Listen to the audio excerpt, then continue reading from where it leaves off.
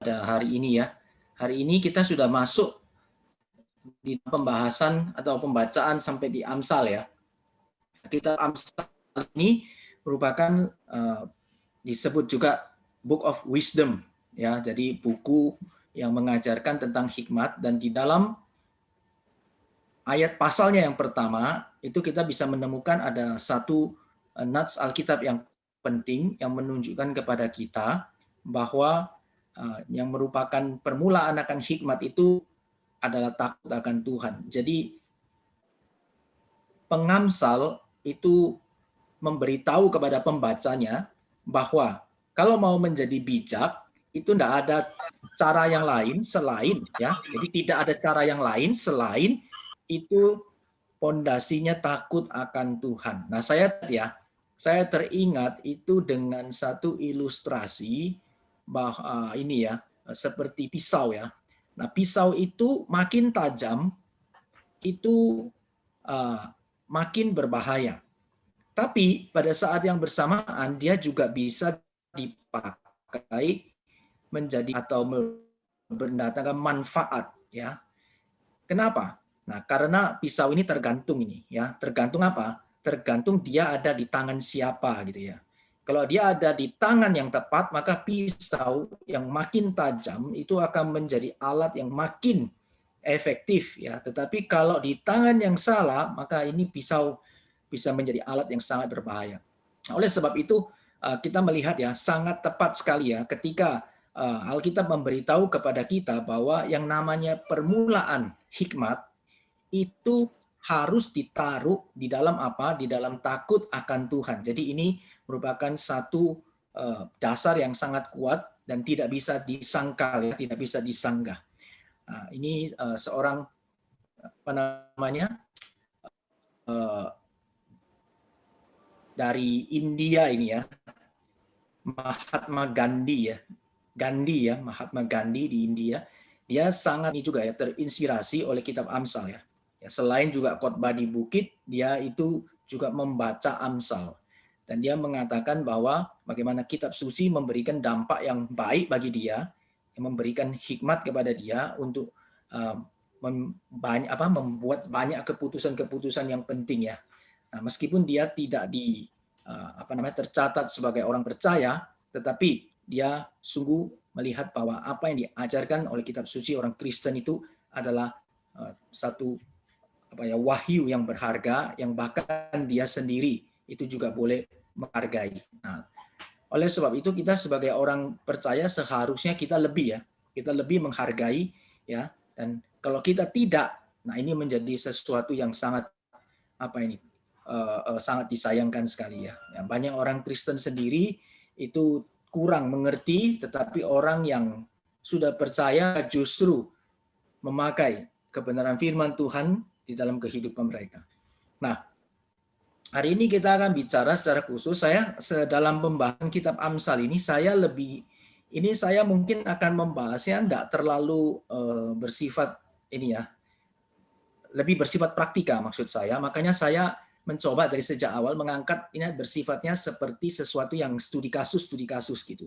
Jikalau nanti Bapak Ibu sekalian mempunyai juga case atau studi kasus yang mungkin ada selama ini menjadi pergumulan atau juga pemikiran yang ingin kita bahas bersama, bisa diusulkan saja langsung untuk menjadi satu telaah ya ke depan ya di dalam berikutnya. Selama di dalam pembacaan kitab Amsal saya akan membahas berkaitan dengan ini case studi kasus, dan kita sama-sama coba melihat bagaimana secara khusus Amsal itu berkata apa, firman Tuhan melalui Amsal mengajarkan kita bagaimana, dan kita juga nanti melihatnya juga secara luas, itu juga lihat perspektif kitab suci secara luas bagaimana Tuhan mengajarkan ya, firman Tuhan mengajarkan kepada kita. Nah, hari ini sebagai pembuka saya mengambil masalah yang sangat lebih umum ya, supaya kita bisa lebih mengikutinya karena ini sangat umum sekali, tapi kita belajar di sana melalui kasus ini. Saya berharap bisa timbul ini ya sebagai satu pendorong, kemudian juga satu rangsangan bagi kita mungkin bisa memikirkan studi kasus yang lain ya. Nah, saya akan memulainya dengan melihat berkaitan dengan keuntungan, Bapak Ibu sekalian, keuntungan. Nah, semua orang ini kalau bicara keuntungan itu pasti senang ya, keuntungan. Ya. Nah, keuntungan itu bagaimana kita boleh sebagai orang percaya kita memperoleh keuntungan. Ya, bagaimana sikap kita terhadap yang namanya ini mencari harta atau ke uang ya, namanya untung. Banyak orang secara secara langsung kita bisa asosiasikan dengan kalau untung besar berarti menjadi orang yang banyak uang. Nah, bagaimana kita bisa melihat untung ini? Nah, untung besar secara khusus kita kaitkan ya di dalam cara mendapatkannya. Ya, salah satu saya kaitkan dengan dagang. Nah, mungkin tidak harus dagang ya mencari untung, bisa juga hal lain, tapi kita bisa melihat bersama-sama secara secara secara prinsip bagaimana kita bisa memperoleh keuntungan. Nah, hal pertama yang saya mau bagikan ya, pertama kali saya akan membagikan dengan melihat ya bagaimana kita bisa mempunyai satu tujuan ya. Kita memelihatkan tujuan orang di dalam berdagang ya. Tujuan orang di dalam berdagang itu apa sih? Nah, kalau ini nggak sulit untuk dijawab, betul nggak? Kalau kita ditanya tujuan orang berdagang, saya kira nggak sulit untuk kita jawab. Ya, maka kita bisa mengatakan bahwa ini seorang ekonomis ya, seorang ekonom juga penulis buku, dia mengatakan begini, bahwa kalau orang berdagang atau bisnis itu ya memaksimalkan keuntungan bagi siapa? Ya bagi dia yang dagang ya, bagi the owner. Ya, ini Milton mengatakan ini ya, tujuan utama suatu bisnis dagang, kita mau dagang pasti kita maksimalkan untung. Ya. Nah, dari prinsip ini kemudian kita menjumpai ada sebuah slogan yang umum ya. Slogan yang umum ini. Ini kalau saya kira semua pasti tahu ini ya. Kalau kita melihat saya tampilkan, kita pasti akan mengerti apa ini. Slogan umum itu modal sekecil-kecilnya, kita meraup keuntungan sebesar-besarnya. Gitu kan ya. Nah, sekarang kita akan sama-sama lihat ini dari sisi apa? Ini secara umum, slogan umum yang ada di masyarakat, itu kita bisa melihat ketika orang berdagang, maka dia akan berusaha mencapai atau memaksimalkan keuntungannya. Ya, kalau bisa, bahkan katanya tidak perlu pakai modal. Saya sering membaca ya beberapa, mungkin dalam 5 tahun terakhir, sampai 5 sampai 10 tahun terakhir inilah ya, cukup panjang waktunya, masih banyak orang sebelum pandemi ini bahkan saya masih lihat ya, banyak sekali orang itu menawarkan prinsip-prinsip bagaimana misalkan ya beternak uang tanpa uang, atau bahkan ada membeli rumah tanpa uang, ya, atau membangun aset ya tanpa uang. Jadi banyak sekali orang berusaha untuk memikirkan prinsip ini ya. Maksudnya bagaimana kita bisa untung yang besar ya, tetapi kalau perlu ya enggak usah modal. Gitu ya. Kalau perlu enggak usah modal, atau ya kalau perlu modal ya sekecil-kecilnya. Nah, ini sebuah prinsip yang umum ya, sebuah prinsip yang umum yang ada yang kemudian menjadi pemikiran dari banyak orang yang coba untuk memulai dagang atau mencari keuntungan. Nah, sekarang kita mau sama-sama lihat ya, apa sih keuntungan itu? What is profit? Keuntungan itu apa? Nah, orang bilang kalau keuntungan itu Pak, namanya keuntungan apa? Ya untung, ya dapat duit gitu ya. Dapat uang gitu ya. Kalau secara praktisnya apa? Ya saya menjadi kaya gitu loh. Kalau saya tidak dapat untung terus, bagaimana saya bisa menjadi kaya gitu ya, atau mendapatkan uang yang banyak.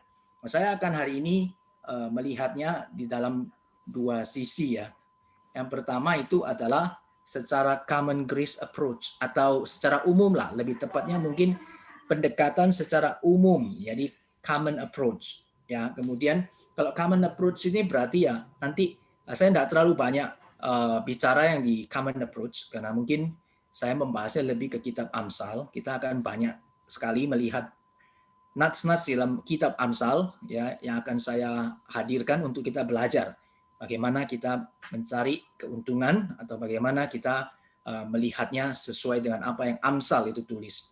Ya, common approach ini orang secara umum itu boleh melihat keuntungan itu apa. Saya hanya paparkan menjadi satu paling tidak gambaran umum yang kita bisa mengerti bersama-sama. Yang kedua tentu special grace. Special grace berarti secara khusus adalah di dalam kitab Amsal ini beberapa nuts ya yang akan kita bahas dan kita menarik prinsip-prinsip penting di dalamnya.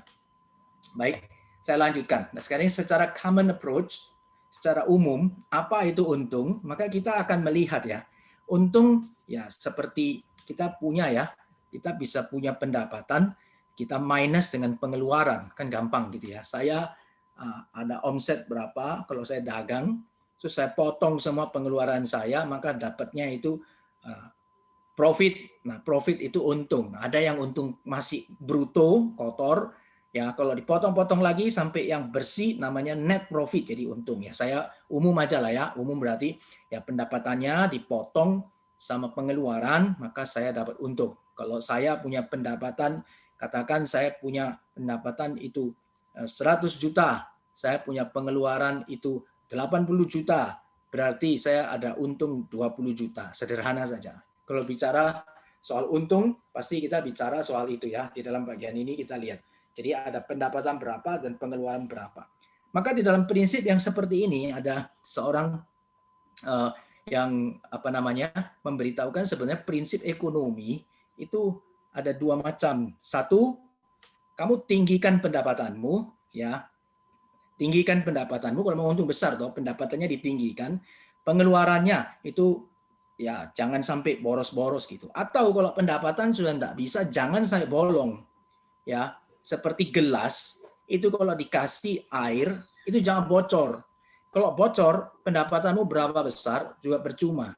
Ya, ini secara umum. Jadi ada prinsip-prinsip, ada orang-orang yang sederhana, ya mungkin ibu rumah tangga atau mungkin orang-orang yang sederhana sekali secara prinsipnya, tapi kita lihat mereka hidupnya lumayan ya, maksudnya lumayan, bisa kita lihat di dalam cukup produktif, menghasilkan dalam pekerjaan dagangnya berhasil. Kadang cari resepnya itu apa Pak? Resepnya, karena resepnya itu resep kuno katanya. Apa resepnya? Ya resepnya ada banyak-banyak kok. Ya pokok jangan sampai bocor gitu ya. Kamu jaga baik-baik semua yang apa yang didagang itu, barang-barang, kemudian keuangan dan semua, jaga baik-baik jangan sampai bocor. Nah, maka setiap ada penjualan ya secara pelan-pelan ya, kalau pertama kali baru mulai ataupun nanti saya berkembang, maka kamu pasti akan menghasilkan untung karena tidak bocor. Tapi kalau misalnya kamu punya pendapatan banyak tapi bocor terus, nah itu juga lama-lama bahaya. Nah, ada prinsip lagi yang mengatakan demikian. Saya ketemu dengan satu orang pedagang. Saya lihat beberapa orang kasih tahu dia, wah ini tempatmu ini banyak bocornya loh. Ya kami kasih info maksudnya. Ada dia bilang diceritain temannya, saya mendengarkan. Dia bilang begini, enggak apa-apa lah, bocor-bocor enggak apa-apa, gitu katanya. Kenapa? Yang penting pendapatannya tinggi, bocor aja biarin gitu ya. Nah, ada yang menganggap seperti itu, ya. Nah, tetapi kita melihat bersama-sama ya. Katanya asalkan bocor jangan melebihi dari untung. Tapi kalau bocor terus kebiasaan tidak ditambal-tambal, kapal tuh tenggelam enggak? Tenggelam. Ini bahaya. Nah, sebenarnya kita mesti lihat secara umum, kita mesti lihat secara umum orang mengerti yang namanya untung itu ada pendapatan dipotong dengan pengeluaran. Nah, sebenarnya dari prinsip simple gini ya, yang sederhana, kalau kita boleh menerapkannya dengan dengan baik ya, dengan setia, itu setiap orang bisa dapat untung, ya, bisa dapat untung. Tetapi kita bicara mau untung besar, Pak. Mau untung besar. Ya, bagaimana bisa nggak mendapat untung besar? Nah, saya coba ya, mungkin saya tidak dalam tidak secara khusus gitu ya di dalam bisnis, tetapi saya cukuplah mengikuti ya perkembangan bisnis. Satu kali saya cukup membaca ini bosnya ini ya Alibaba itu kan besar ya, Jack Ma. Nah, Jack Ma itu bilang begini, dia bilang kalau kamu mau jadi besar, kamu harus sekarang itu sangat efektif menjadi kecil. Wah, ini saya dengar kalimat ini saya bilang wah ini ini umum ya, common grace, common approach, karena bukan dari firman Tuhan begitu ya, secara umum saja. Jack Ma tuh bicara kalimat ini, saya dengar, saya bilang maksudnya dia apa? Nah, dia tentu kan, dia kan yang punya Alibaba, dia bilang kamu kalau bisa atur ya, punya toko itu misalnya kecil-kecil efektif gitu ya. Kalau kamu bisa atur tuh dengan kecil-kecil efektif, baru kamu pikir yang banyak. Ya, dia membuat yang kecil-kecil itu efektif tapi jumlahnya banyak, nah kamu baru bisa jadi besar. Nah ini dia punya ini ya, cara berpikir dia mengefektifkan, mensederhanakan, makin kecil, setia di situ. Nah justru kamu kalau bisa sukses yang kecil, setia, kamu bisa jadi besar. Nah ini hal-hal yang umum ya. Sebenarnya kita lihat mereka punya pemikiran Tuhan kasih ya. Kita ini gambar dan rupa Allah loh. Jadi termasuk mereka yang unbeliever, yang bukan orang Kristen, itu mereka image of God. Kalau mereka image of God, kita mesti belajar ya.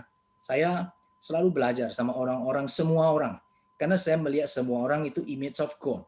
Nah kita lihat ya, kadang ada orang itu jahat, ya kayaknya kok ini nggak seperti Tuhan ya, mirip seperti setan gitu. Nah kalau gitu kita lihat ini karena keberdosaan manusia ya, keberdosaan manusia. Tetapi secara umum itu ada yang mengatakan bahwa sejahat-jahatnya singa nggak mungkin dia makan sendiri anaknya begitu.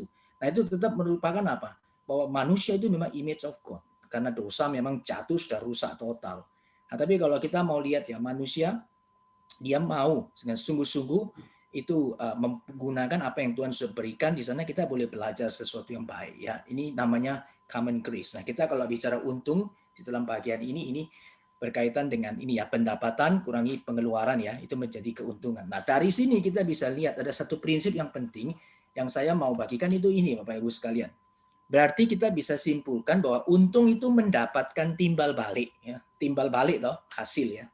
Saya berbuat sesuatu, saya mendapatkan hasilnya, timbal balik atas jasa atau usaha ya yang dilakukan sendiri, kan dagang ya, oleh sebuah perusahaan atau kita sendiri ya.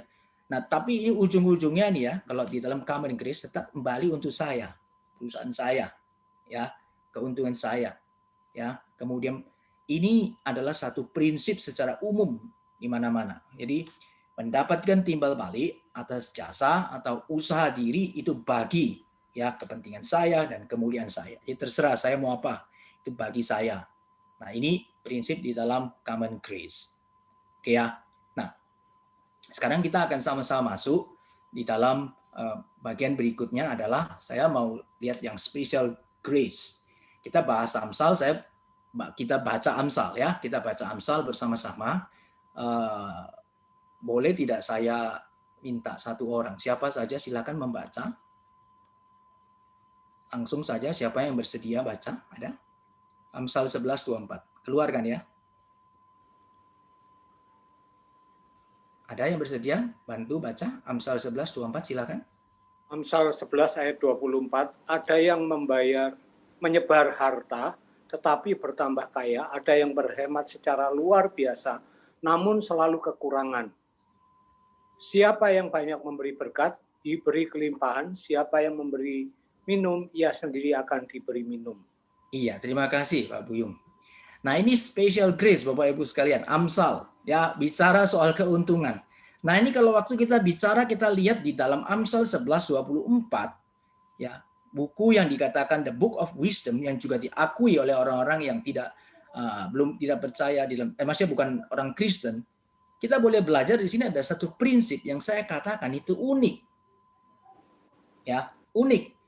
Kenapa? Karena di sini dikatakan ada prinsipnya itu adalah orang itu menyebar harta. Artinya dia ada cost nih ya, keluar, dia beri keluar, menyebar harta, membagikan hartanya, bagikan uangnya, tapi tidak kurang.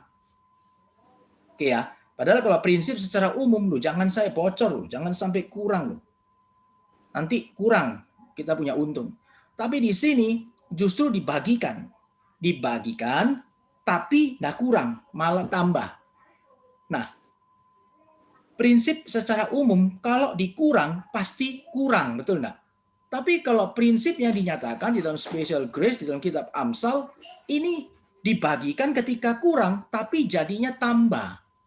Nah, sementara dibalik tuh ada yang hemat nih, enggak boleh sampai keluar, enggak boleh sebar keluar, enggak boleh keluar apa-apa, hemat luar biasa ini.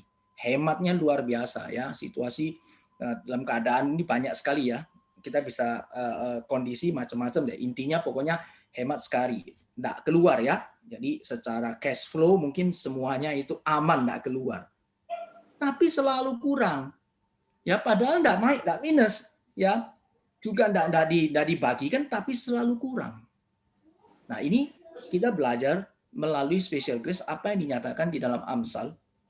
kemudian ditekankan lagi di ayat 25 bahwa siapa banyak memberi berkat. Nah, ini jadi sekali lagi ya, memberi menyebar. Ini berarti kan satu paralel. Artinya itu kita keluar ya. Kita bagi keluar itu secara nalar itu berkurang. Karena hartanya dibagi keluar, diberi keluar, kurang. Ya. Itu Amsal kasih tahu akan diberi kelimpahan. Jadi tidak kurang malah nambah. Ya, ini apa yang dinyatakan secara khusus oleh kitab suci. Sekarang saya belajar kitab suci ini, ya saya selalu terkagum-kagum ya. Seorang hamba Tuhan dulu saya pernah dengar ya seorang guru saya juga ya, itu dia mengatakan bahwa kita harus belajar kagum sama firman Tuhan, meskipun belum ngerti. Dia, saya bilang, belum ngerti bisa kagum. Iya, kagum dulu. Kalau kita sudah kagum, maka kita mau taat. Kalau tidak ada kagum, mana bisa. Ya, kalau kita sudah kagum, kita baru nanti kita bisa belajar taat, kita mau setia, kita mau ikut. Nah itu harus kagum dulu. Jadi setiap kali berjumpa, banyak hal itu yang dinyatakan oleh kitab suci, itu saya bilang ya, bukan bertentangan dengan wahyu umum, bukan. Tapi lebih unik, lebih ajaib, bahkan boleh mengatakan itu rahasia yang Tuhan nyatakan. Ya, yang Tuhan nyatakan secara khusus bagi orang-orang yang memang Tuhan mau nyatakan, ya umat Tuhan. Ya, jadi di sini siapa yang menyebar harta, yang memberikan berkat, dia diberi kelimpahan. Nah, ini secara positif penjelasan dari ayat 24-nya. Ya, siapa memberi minum, ia sendiri akan diberi minum. Nah, di sini menjadi satu prinsip ya yang saya mau pakai untuk mendefinisikan yang namanya profit atau untung. Ya, saya mendefinisikan melalui ayat tersebut untung ya melalui special grace yang tadi kita baca. Saya melihatnya itu rumusnya ini Bapak Ibu. Ya. Giving ya ditambah giving ditambah giving. Jadi memberi terus ya. Namanya untung itu bisa beri baru untung. Ya ini prinsip dari kitab suci. Kalau tadi kan secara umum untung itu apa? Kita dapat. Ya, kita dapat. Saya punya pendapatan, saya kurangi, saya masih dapat. Tapi kalau di dalam special grace, untung itu apa? Saya bisa kasih. Nah, ini satu berkat ini saya bagikan. Jadi di dalam kitab suci mengajarkan kita definisi keuntungan itu adalah bisa beri, bisa beri, bisa beri. Nah, hari ini kalau kita bisa memberi itu kita sudah mendapat untung. Ya, orang yang bisa memberi itu adalah orang yang mempunyai keuntungan ya. Dia adalah orang yang punya untung dia bisa beri. Nah, di sini kita boleh lihat ada orang itu punya tapi tidak sanggup memberi. Ya, tidak sanggup untuk memberi. Nah, di dalam bagian ini kita bisa melihat kalau kita mempunyai satu pengertian bagaimana kita melihat sesuatu, maka itu akan mempengaruhi hidup kita dan bagaimana kok secara khusus dalam dagang kita mencari untung. Ya, bisa mencari untung. Nah, ada banyak kali ya kalau kita lihat ya, kalau prinsip ini kita terapkan, bisa jadi di dalam setiap pekerjaan kita, di dalam dagang kita mempunyai hati yang jauh lebih luas, jauh lebih mulia. Ya, kadang mungkin kita ada hal tertentu yang kita lakukan di dalam dagang itu secara nalar mungkin kita tidak untung. Tapi pada saat itu mungkin kita bisa lepas barang kita, mungkin kita bisa memberikan dengan tulus, mungkin kita bisa jadikan itu berkat bagi orang lain. Ya, jadi kita melihat proses di dalam kita mengerti bagian ini apa yang Tuhan nyatakan kepada kita bisa mempunyai satu pengertian. Sehingga saya memberikan definisi tentang untung itu adalah di dalam iman ya secara anugerah Tuhan itu adalah menjadi berkat. Ya, menjadi berkat bagi banyak orang. Nah, ini untuk Tuhan. Kalau tadi itu meskipun saya dapat itu atas timbal balik ya, timbal balik saya dapat untuk saya. Tapi di dalam special grace itu lebih melampaui, lebih indah, itu adalah untung bisa beri ya bagi orang banyak dan bisa jadi untuk kemuliaan Tuhan. Nah, ini definisi yang saya mau kita bisa mengerti, yang saya mau bagikan yang menurut saya di dalam saya punya apa cacing atau saya pendalaman saya akan kitab suci ini ya di dalam Amsal ini saya memberikan dua definisi ini ya. Nah, sehingga kiranya ini bisa memberikan kita satu perspektif ya. Nanti di dalam setiap nats yang kita baca ini bisa menuntun kita kembali kepada konsep ini. Ya, nah sekarang kita akan sama-sama lihat ya. Kita akan sama-sama lihat berkaitan dengan nats-nats di dalam kitab suci Amsal khususnya ya untuk melihat bagaimana itu untung dan bagaimana kita sebagai orang Kristen ya menghadapi dan juga mungkin dalam hal ini mencari untung ya memperolehnya. Ya, sekarang kita lihat ya yang pertama kita mau bicara keuntungan dan cara mendapatkan untung. Ya. Amsal 20 ayat 14 itu ada kalimat begini. Bapak Ibu yang dikasihi Tuhan. Tidak baik kata si pembeli. Ya. Tapi begitu ia pergi, ia memuji dirinya. Ya, ada yang kira-kira waktu baca nats ini itu mempunyai pemahaman apa? Ya, tidak baik kata si pembeli. Jadi pembeli datang sama penjual gitu toh. Waktu dia lihat barangnya semua dibilang tidak baik, betul enggak? Oh, barangmu ini tidak baik, ini jelek, itu jelek, semua jelek. Tapi dia mau beli, ya toh. Tapi semua barang dibilang jelek. Nah, tapi dia katakan, tetapi begitu ia pergi, ia memuji dirinya. Berarti dia dapat barangnya. Dalam konteks ini ada satu tafsiran Nats ya yang mengatakan bahwa memang dia menawar dan kemudian dia dapat barang. Setelah dia dapat barang, dia senang. Gitu ya. Dia senang, dia rasa dia puji dirinya. Wah, hebat saya bisa dapat barang murah. Tapi dengan cara apa? Dengan cara menjelekkan barangnya orang lain, tidak baik, tapi sendiri mau. Itu ya. Nah, itu di dalam bagian ini kita bisa lihat ya, ada orang itu mencari keuntungan dan mau mendapatkannya itu pakai cara itu dia itu menjelekkan atau bahkan dengan harapan dia tekan suppliernya atau penjualnya supaya apa? Supaya dapat harga yang murah. Dia pingin barang itu tapi dia bilang barangmu jelek. Nah, tapi mau beli terus ditekan ya. Terus bisa supaya beroleh keuntungan besar bagi diri sendiri. Ini macam-macam cara keuntungan. Nah, ini bagiannya yang diberitahu di sini. Jadi Amsal bukan hanya kasih tahu kita bagaimana kita nanti bisa mencapai keuntungan yang baik, yang sesuai dengan kehendak Tuhan, tapi juga kasih contoh yang sangat jelas, yang sehari-hari, bagaimana orang itu juga mendapatkan keuntungan. Ya, orang-orang itu bagaimana mereka dengan segala cara mereka mau cari keuntungan. Ya, jadi yang menjadi fokusnya di dalam bagian ini tentunya apa? Hanya untung. Pokok saya mau bisa dapat harga murah, saya bisa dapat untung, entah saya mau pakai saya atau saya mau pergi jual lagi. Yang penting saya bisa dapat harga yang murah. Caranya terserah. Saya mau katakan jelekkan barang orang lain, ya, kau tekan supplier dan sebagainya. Seringkali kita menjumpai, ya saya pernah mendapatkan kesaksian begitu ya. Orang itu butuh uang. Ketika dia butuh uang, dia terpaksa mesti jual. Jual apa? Jual aset, jual rumah, jual tanah. Nah, kemudian ada dua macam orang nih yang saya pernah dengar dan memang dalam saya kesaksian ini nyata begitu ya. Jadi saya bagikan. Yang satu orang ya dalam waktu yang berbeda tentunya ya.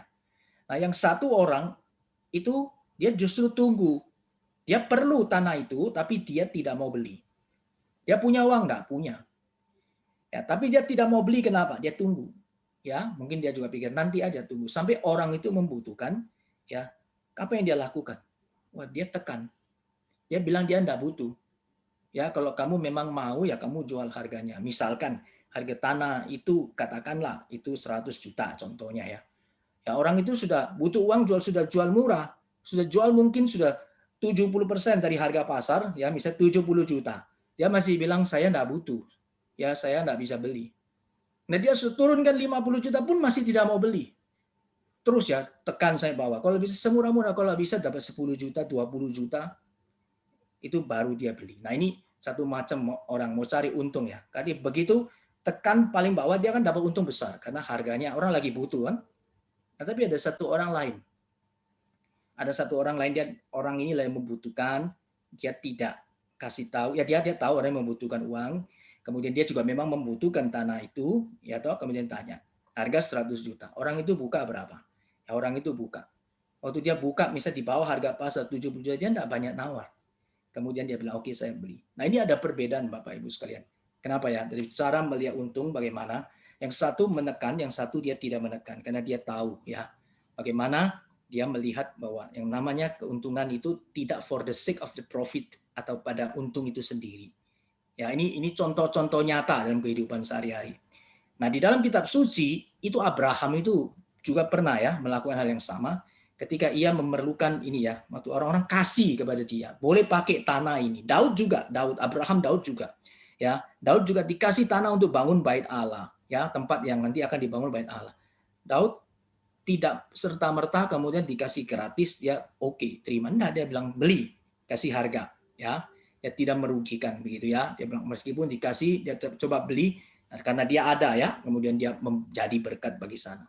Karena prinsip keuntungannya adalah bagaimana bisa di sana ada kemuliaan Tuhan menjadi berkat bagi orang lain. Ya, bukan ambil, ambil, ambil dan ambil. Nah, kalau di dalam bahasanya bahasa yang lebih mungkin secara ini eksploitasi, nah, bukan eksploitasi ya, tapi bagaimana boleh menjadi blessing ya, menjadi berkat, itu kalau bahasa imannya. Baik, ini bagian pertama. Saya lanjutkan lagi ya, bagian kedua itu dari Nats ya. Ini di sini Amsal 11 ayat yang pertama sampai kemudian Amsal 11 ayat pertama dan Amsal 20 ayat 10. Ini sama ya. Ya, sama ini bunyinya begini.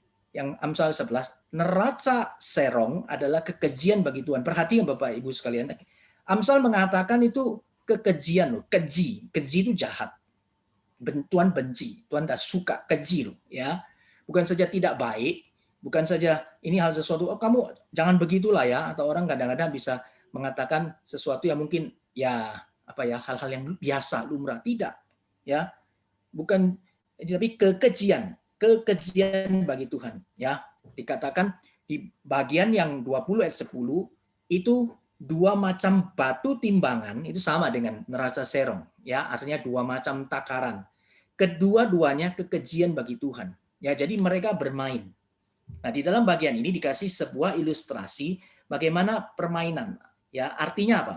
Berusaha berbuat yang tidak jujur. Ya, bagian pertama itu adalah kita lihat ya, orang berusaha itu mengambil keuntungan itu dengan cara yang tidak jujur. Ya, saya mau untung banyak, saya mau untung besar. Tapi saya berlaku apa? Saya serong. Tidak penting yang soal inilah serong nggak serong, yang penting orang tidak tahu. Saya punya timbangan khusus, saya main sedikit, nah orang nggak tahu. Ya, kemudian berlaku tidak jujur.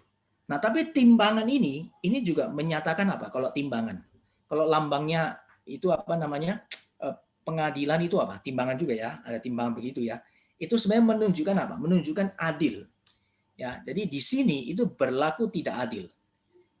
Ya, kalau di dalam dagang kita tidak jujur, dan juga tidak adil, wah ini apa yang dikatakan kekejian bagi Tuhan. Ini kekejian.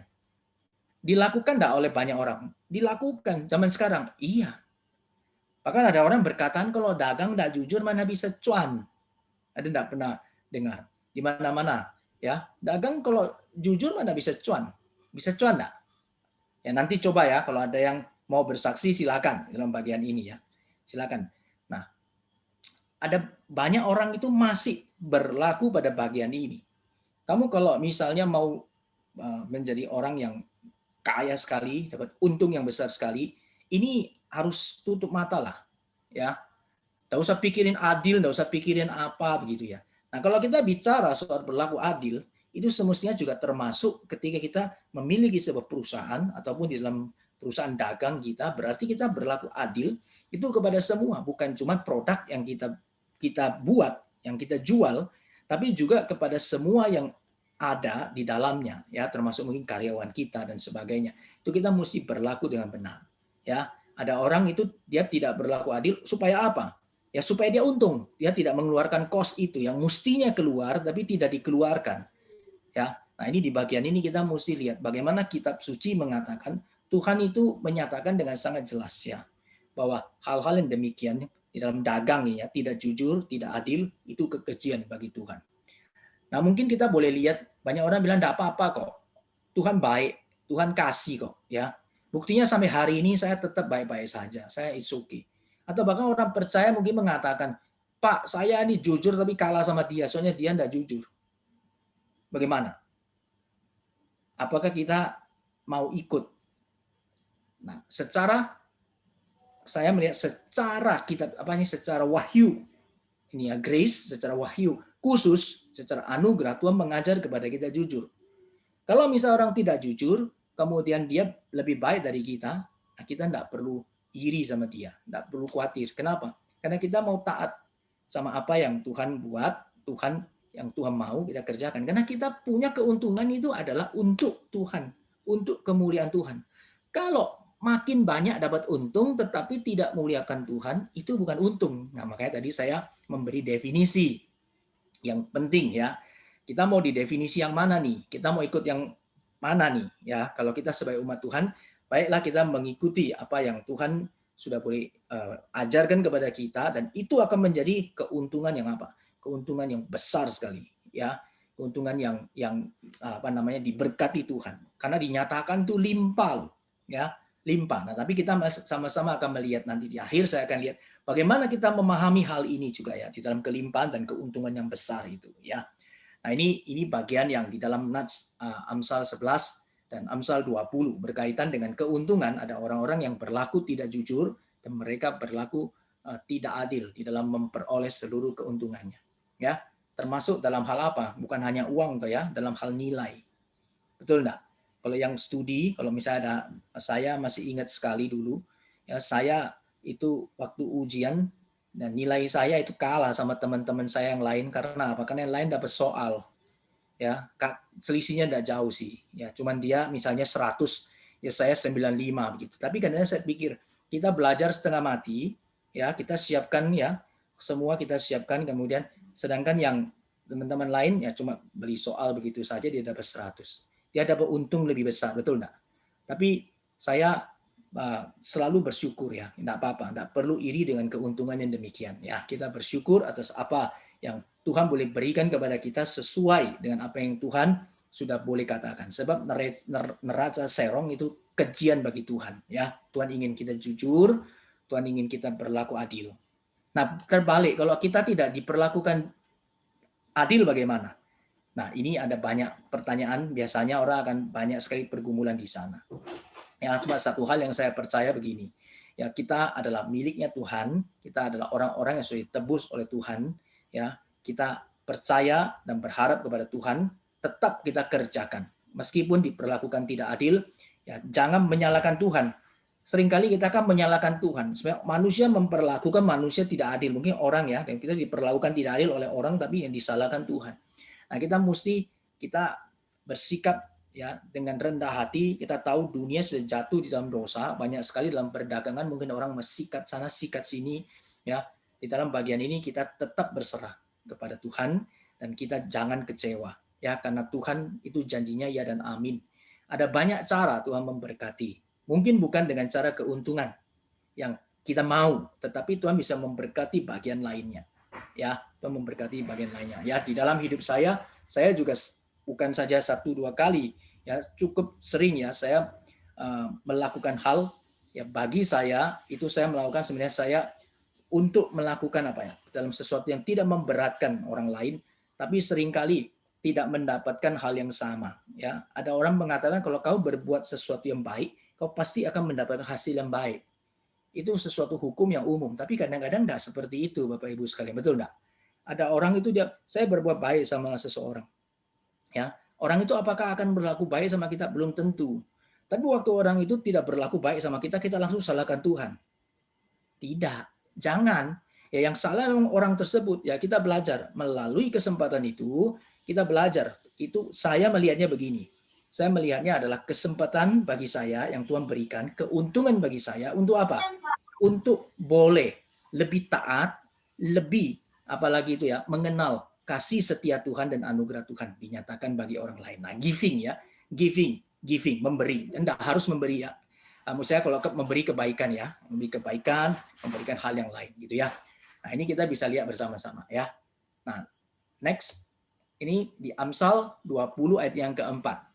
Ini adalah bicara soal apa? Pemalas, Bapak Ibu sekalian. Nah, pada musim dingin, pemalas tidak membajak.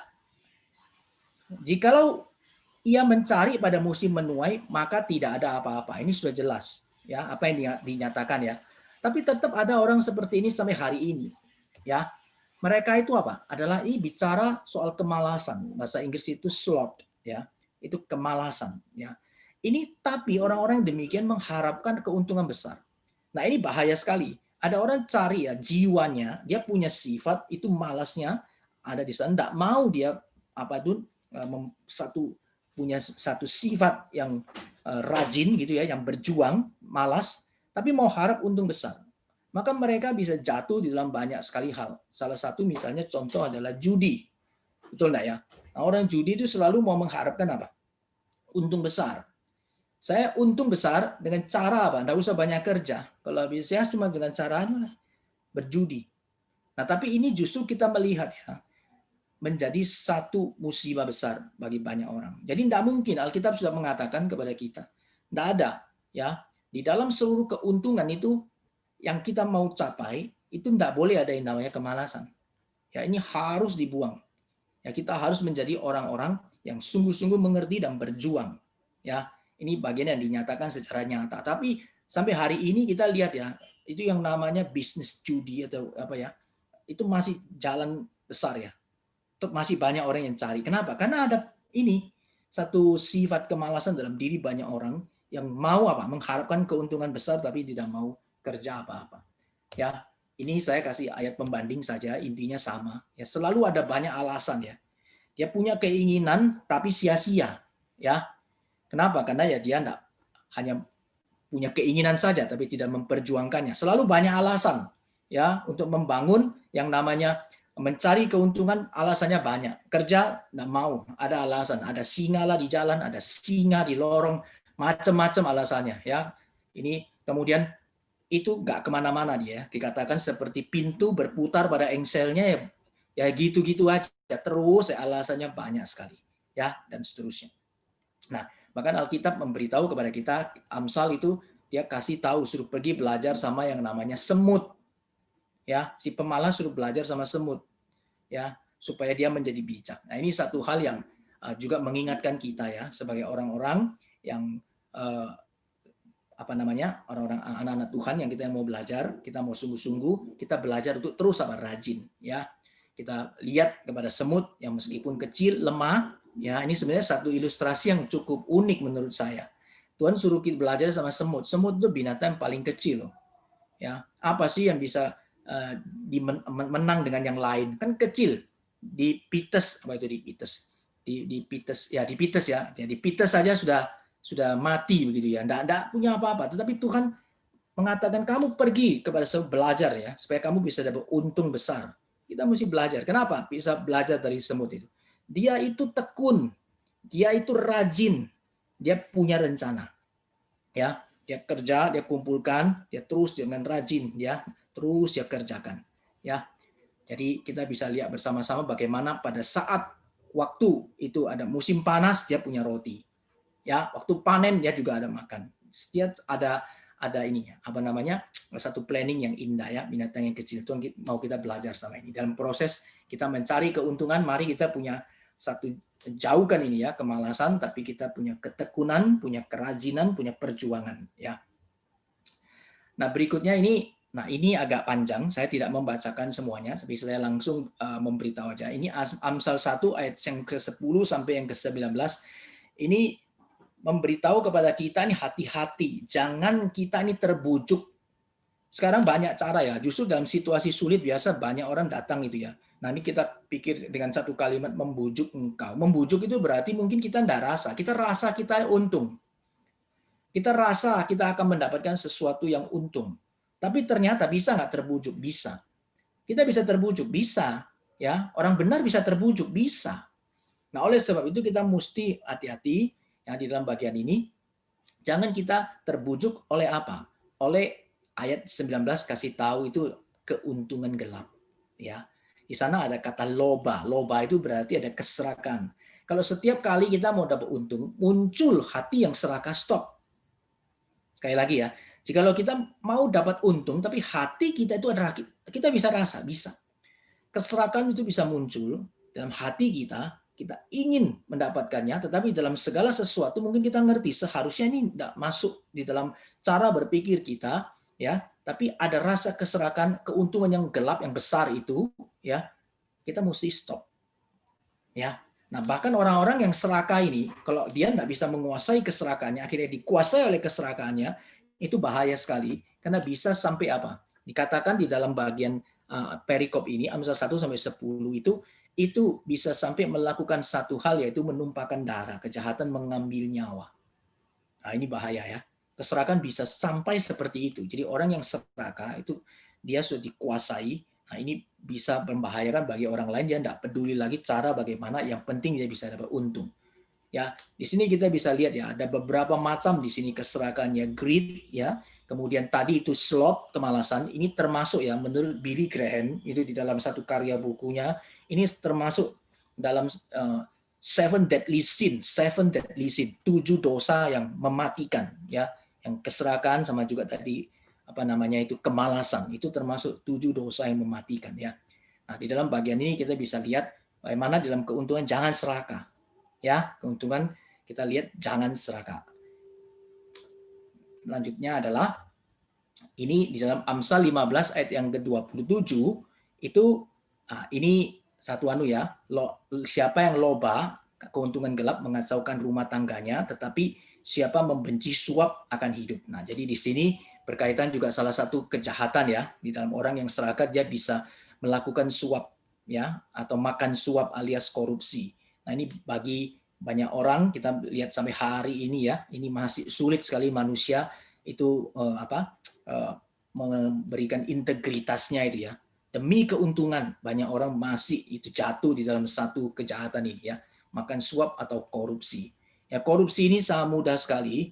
Ya, cuma mungkin tinggal tanda tangan atau mungkin tinggal dilancarkan saja, tinggal dilakukan saja.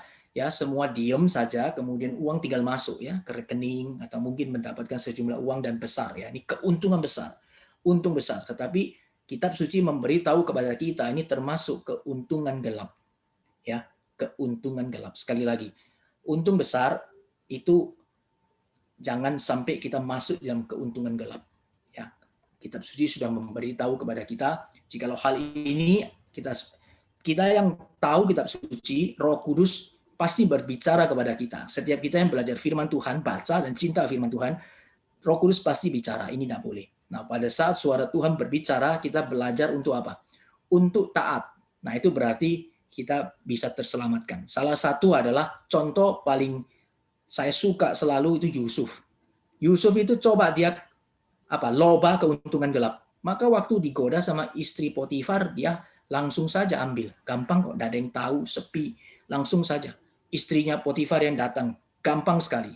Tapi Yusuf itu tahu ada Tuhan. Saya tidak boleh. Dia ingat. Maka dia tidak bisa tidak mau berbanyak macam ini berbanyak macam nego-nego. Tapi dia lari. Ya, dia lari. Maka Yusuf lari dan bahkan akibatnya itu malah dia difitnah. Tapi tidak apa-apa, kita lihat di dalam hidup kita kalau kita mendapat fitnah, kita diam saja. Ya. Diam dalam arti apa? Tidak perlu kita menjadi kecewa sama Tuhan. Kita serahkan kepada Tuhan, ya. Kemudian mendapatkan banyak hal ya yang kita tiba-tiba kita ini tidak melakukan apa-apa kesalahan, tapi ada kesulitan. Orang itu berbuat jahat kepada kita. Kita tetap sandar Tuhan. Belajar seperti Yusuf. Ya, kita sandar Tuhan, kita tetap setia dan kita tetap lakukan apa yang kita bisa lakukan dengan minta tuntunan Tuhan langkah demi langkah jalan. Nah, kita lihat bagaimana Yusuf ya masuk dalam penjara, di penjara justru dipercaya. Nah, ini seringkali menjadi satu pekerjaan Tuhan yang unik sekali, yang kadang kita tidak bisa ngerti. Dia akan dikatakan sebagai orang yang seharusnya tidak bisa dipercaya di rumah Firaun begitu ya. Tapi ternyata dia difitnah dan dia masuk penjara. Di penjara justru dia menjadi orang yang bisa dipercaya. Nah, sampai pada waktunya Tuhan memulihkan dengan cara yang sangat ajaib. Nah, kita percaya ya, kita punya Allah yang hidup. Nah, saya selalu dihiburkan ya. Jangan kita mencari pujian manusia, kita juga jangan cari perkenanan manusia. Kalau nggak dapat pun nggak apa-apa lah. Meskipun secara manusia kadang kita pingin ya. Manusia itu kadang pingin dihargai, pengen dipuji, nggak cuma pingin dan sebagainya, pingin. Tapi kalau misalnya tidak dapat, sudah jangan kita kecewa sama Tuhan, kita serahkan karena Tuhan selalu punya cara yang unik. Ya, ada waktunya Tuhan yang akan memberikan segala apa yang menjadi keuntungan dalam tanda kutip ya, keuntungan. Dalam bagian ini kita bisa lihat ya, Paulus mempunyai satu pengertian yang indah sekali ya. Ya, dia bilang mati itu keuntungan ya. Hidup bagi Kristus, mati itu keuntungan. Nah, kita boleh lihat ini satu perspektif yang indah, yang hanya diberikan kepada orang-orang yang sungguh-sungguh boleh percaya kepada firman Tuhan dan jalan di dalam jalan firman Tuhan. Ya, bagi orang yang di luar itu tidak masuk di akal. Apa sih mati kok keuntungan? Gitu ya. Tapi kita lihat bagaimana Paulus waktu mengatakan hal itu karena dia tahu ya bagaimana kalau dia sudah waktunya tiba sesuai dalam kehendak Allah, itu adalah namanya profit. Ya, karena segala sesuatu yang kehendak Allah pasti memuliakan Allah, itu profit. Ya. Baik, kita lanjutkan lagi di dalam Amsal lagi ya. Amsal 12 ayat 11 ya. Ini siapa mengerjakan tanahnya ya. Jadi orang yang kerjakan tanahnya itu akan kenyang dengan makanan ya. Tapi siapa yang mengejar barang yang sia-sia tidak berakal budi. Nah, di sini dikaitkan ya, akal budi itu dengan apa? Dengan satu hal yang Tuhan percayakan pada kita ya.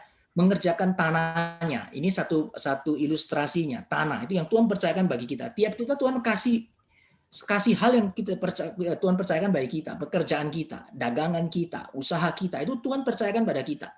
Nah, pada saat apa yang Tuhan percayakan ya kepada kita, itu maka kita harus mengerjakan dengan yang paling baik. Ya, apa yang dijumpai tanganmu kerjakanlah seperti untuk Tuhan. Perjanjian baru justru memberikan satu highlight penting. Ya, jadi yang namanya akal budi itu justru kita ngerti apa yang Tuhan kasih kita kerjakan ya. Siapa mengerjakan tanahnya, dia akan kenyang dengan makanan. Nah, jadi ini di sini kita boleh lihat satu hal itu apa? Bicara soal tanggung jawab ya, tanggung jawab yang dilakukan ya, apa yang Tuhan kasih kita kerjakan. Tanggung jawab. Ya. Nah, di dalam bagian ini kita boleh lihat sama-sama ya. Alkitab sering kasih kita satu perumpamaan ya berkaitan dengan tanggung jawab ini. Tuhan kasih kita biasa dalam perkara-perkara yang kecil. Waktu kita kasih perkara kecil, kita jangan menganggap enteng, jangan anggap remeh. Sekecil apapun lakukan dengan penuh tanggung jawab. Kenapa? Karena prinsip daripada kitab suci itu adalah kalau kamu setia pada perkara yang kecil, maka kau akan diberikan tanggung jawab ya dalam perkara yang lebih besar. Tapi kalau yang kecil ini kita tidak mau, ya kita tidak pandang, itu perkara besar ya tidak mungkin jadi. Ya, nah kalau dikaitkan di dalam ini kehidupan kita di tengah dunia ini. Nah, tapi ketika kita bicara ini ya Tuhan membandingkan pada saat tanggung jawab di tengah dunia ini Tuhan bukan hanya bandingkan di dalam yang fana ini, tetapi di dalam kekekalan, dalam kerajaan perspektif kerajaan Allah secara kekekalan. Jadi ketika kita hidup di tengah dunia ini ya itu menjadi satu perkara yang sebenarnya kecil. Kalau kita setia sampai akhir, maka Tuhan akan memberikan kepada kita tanggung jawab perkara yang lebih besar. Itu kekekalan, ya, kemuliaan di dalam kekekalan. Hidup manusia bisa berapa lama sih? 80 tahun lah katakan ya, kalau dia kuat. Nah, kekekalan itu berapa lama? Kekekalan kan selama-lamanya. Kalau dibandingkan dengan 80 tahun itu tidak ada apa-apanya. Betul enggak? Nah, ini secara perspektif ini ya, kingdom of God ya. Bicara soal keuntungan tadi, ya. Nah, kita bicara kalau di dalam jangka yang sekarang ini, oke, dalam praktisnya di dalam hidup kita mau mencari keuntungan. Kita belajar apa? Tanggung jawab dalam hal-hal yang Tuhan percayakan bagi kita setia di sana. Ya, kerjakan satu demi satu. Maka dulu saya pernah di dalam waktu saya di asrama ya, saya waktu studi di asrama, ada seorang yang lebih senior kadang-kadang ya menjadi teman begitu ya, dia sharing kepada saya dan dia selalu kenapa? Karena sudah lama sekali dia belum menyelesaikan itu dia punya tesis dan sebagainya. Karena banyaklah alasan ini mungkin pelayanan sibuk ini semua apa jadi sering sharing sama saya. Wah berat ya studi ini gini. Hari itu saya sudah sampai di tesis juga ya. Jadi saya lebih junior tapi saya sudah sampai tesis. Waktu saya mengerjakan dia sharing sama saya. Wah enak ya. Pak Rusdi sudah cepat bisa ini dan sebagainya. Nah kemudian saya sih pada saat itu saya kasih tahu, saya sharing sama dia, saya tidak kasih tahu dia, saya bilang saya juga ada kesulitan Kalau kita mengerjakan segala sesuatu semuanya, itu saya jujur juga saya ada kesulitan. Tapi saya belajar. Saya bilang sama dia, saya sharing. Saya belajar apa? Saya belajar. Saya ada baca firman Tuhan. Saya percaya firman Tuhan dan saya mau coba jalankan. Tuhan bilang gini, kamu naik kerjakan setia, yang kecil-kecil dulu aja. Nggak usah cari langsung mau yang besar gitu. Yang kecil-kecil nggak apa-apa. Tapi setia. Jadi kemudian saya kasih tahu dia. Nggak apa-apa, kita nih preteli aja. Tesis itu kan banyak babnya. Ya kalau kita lihat langsung, oh tesis itu banyak sekali. Di preteli kecil-kecil aja, nggak usah lihat dulu sampai sana. Kamu buat dulu, ya toh. Kita sekarang kondisi kan cuma disuruh buat proposalnya dulu. Ya, kalau sudah buat proposal, kan itu panjang proposal sudah jadi, bisa jadi mungkin ratusan halaman, ada berapa bab. Nggak usah lihat sampai banyak bab ke depan begitu, meskipun sudah ada pandangan, ya. Tapi kamu lihat dulu, oh ya, saya kerjakan dulu sekarang bab pendahuluan. Pendahuluan berapa halaman? Pendahuluan cuma berapa halaman? Misalnya pendahuluan ada 20 halaman ya. Kamu kerjakan 20 halaman. Setia kerja satu. Nah, saya bersama dengan dia, ayo sama-sama dengan saya. Jadi bersama dengan dia. Jadi saya kerja dorong dia kerjakan sama-sama. Kecil-kecil lihat. Enggak terasa ya, waktu saya selesai dia juga sudah selesai. Setelah selesai dia bilang, wah ternyata betul ya, kalau kita jalan pelan-pelan bisa selesai. Nah di situ kita belajar ya. Firman Tuhan selalu ya dan amin. Kadang kita yang mungkin kurang percaya. Kenapa? Karena kita merasa andaklah susah lah, itu hanya bagi orang-orang yang hebat.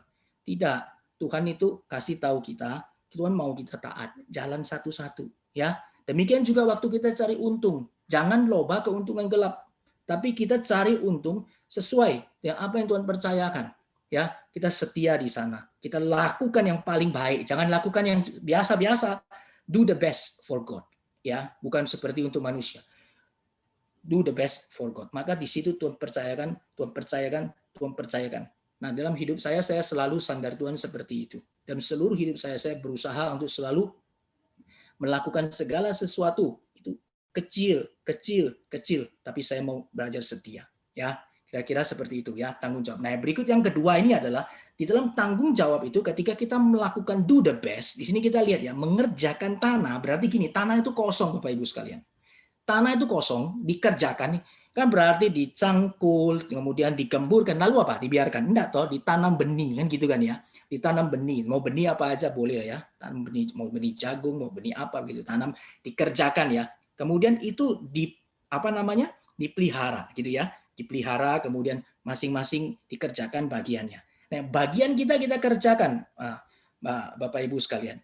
Nah, kita kerjakan dengan baik. Nah, di dalam pengerjaan bagian itu berarti ada satu prinsip penting, yaitu apa?